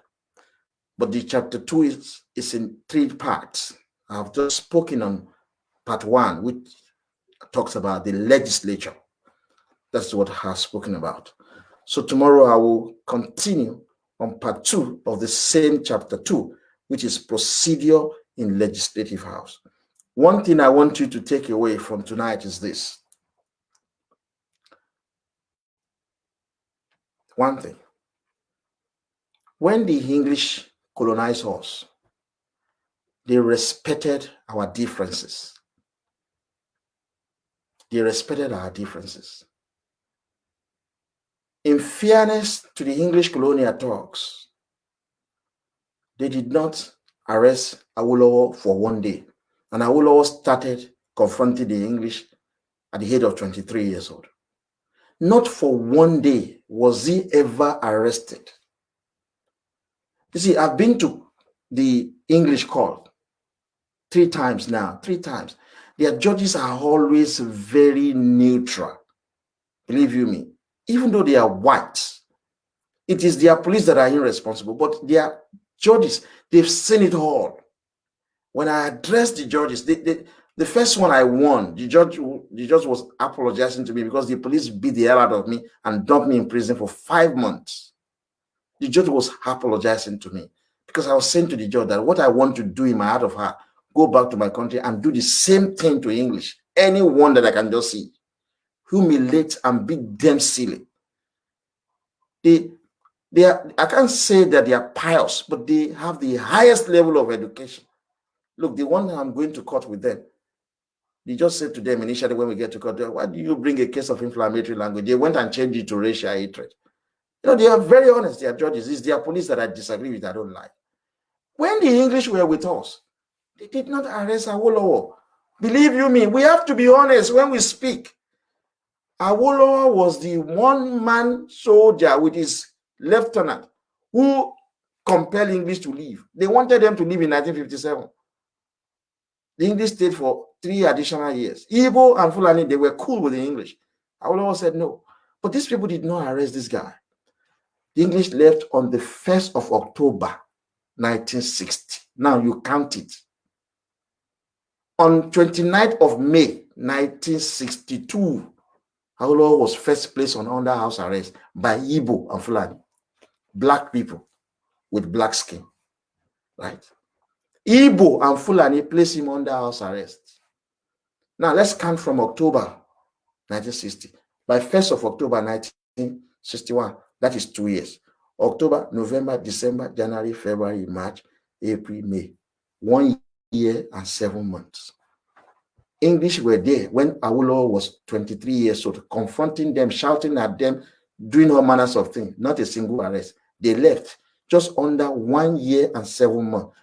Igbo with black skin, Hausa Fulani with black skin, first put Awolowo under house arrest. By September 1963, they jailed him 10 years.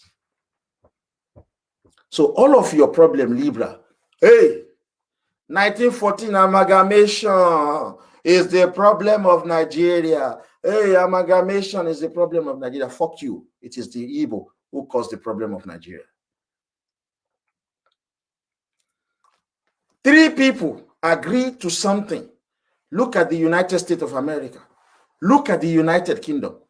Look, let me first tell you how United Kingdom was formed. In 1535, go and see it. The English passed a law in their parliament that they should form a union with the Welsh. They sent that bill to the Welsh. In 1542 rather, 1542. First, 1535, the English passed a law in their own parliament saying they want to form a union with the Welsh. In 1542, the Welsh passed a law in their own parliament that they want to form a union with the English. So they became one. Then the Scottish saw the beauty of that. And in 1701, the English and the Welsh passed a law in their various parliaments saying that they want the Scottish to join them in their union. By 1706, the Scottish also passed a law in their home parliament that they want to join England, Wales together to form one union. They call it Great Britain. Then their next door neighbor, the Irish, in 1801 saying, I would like to join you too. I want to be part of your union. You see how people are deliberating and making decisions? The Irish joined them. They became the United Kingdom of Great Britain and Ireland. In 1922, the Irish left because they're not happy with the system anymore. They left. What happened in America? It is the same thing that I just told you. English, French, Dutch, Spanish, Portuguese, Italian, and Belgian. They left their respective countries in Europe, moved down to America. They decided, these 7 people, they say, we must have federalism, presidential system, and we must create states, and the state must be independent. They must run their own police, run their own military, run their own taxes. They agreed. And that is the system they are still using. White people, white skin, right? Maybe you are always saying that, yeah, black and white, we are the same. No one is superior to another. Is that not what you are always saying? Why is it your own different as black people? Yoruba, Hausa, and Igbo agreed for 3 years, negotiating that we must, if we must stay as one, it must be based on parliamentary system under regional government. Is that not it? They signed the constitution, agreed, everybody went home and sit down. But the Igbo were thinking in their mind that they don't like it, that they want to take other people's things. So 6 years later, they came with guns to kill everybody. And you blame white people. Igbo are evil. We've read them. They are evil-minded people. That is why God Almighty has not blessed them. They are the worst in Africa. Everywhere they go to, they are humiliated publicly. Everywhere. Any nation that allows evil to move into their space, such a nation will come down. That is the problem of the Yoruba. But fortunately for us, Tinubu is their Waterloo. Check out countries. Go to France. They are practicing regional government. Look at Ghana. Ghana started with regional system of government. The military came, messed up everything. Ghana is today a great country, well recognized all over the world. They went back to regional government. Look at South Africa. They are practicing regional government. In Kenya, people fought and killed each other. The ethnic groups are fighting each other because they adopted unity system. They went back to regional government. That's why there's peace. Look at Ethiopia. For years, Eritrea were saying, we don't want unity system. Ethiopia were killing them. They went to war. Eritrea broke away. Today, Ethiopia has gone back to regional system of government. Nigeria is a problem because of Igbo people. Igbo people are the problem of Nigeria. If you reduce them to their corner, there will be peace in Nigeria. If you bring back regional government, there will be peace in Nigeria. We must push Igbo back to Igbo land. This must be clearly defined. That is why Tinubu has been saying that he is a supporter of decentralized democracy. Igbo must be given their 5 states, plus the Igbo part of Delta State and the Igbo part of River State. They must be called Igbo region. They must conduct their own election themselves, control their own police, control their own military, control their own taxes, have devolved power to govern themselves. They must go back to their homeland and make it great. They are the problem of Nigeria. United States of America is great today because 7 people agree to a constitution, to a political system of government, and today that system is still in use. It is the same thing in United Kingdom. These are white folks who sat down together and agreed to something. Why must it be different with black people? It is because of the Igbo. They are the problem of Nigeria. So Libra, you are shouting up and down that the amalgamation is your problem. It is your friend, the Igbo criminals. And we are using this opportunity to warn Yoruba women. You would jeopardize the future of your children if you marry Igbo men, because we are going to discriminate against your children in Yoruba land. These guys are evil-minded. They are criminals. They are the problem of Nigeria. They destroy and agree constitution. They destroy and agree political system. They don't want Biafra. They want to take other people's homeland. They will pay severely for their actions in this generation. The same criminality of Zik is the same criminality of Ojukwu. It is the same criminality of Nnamdi Kanu.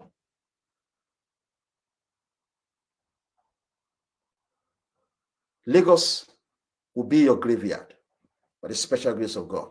Good night.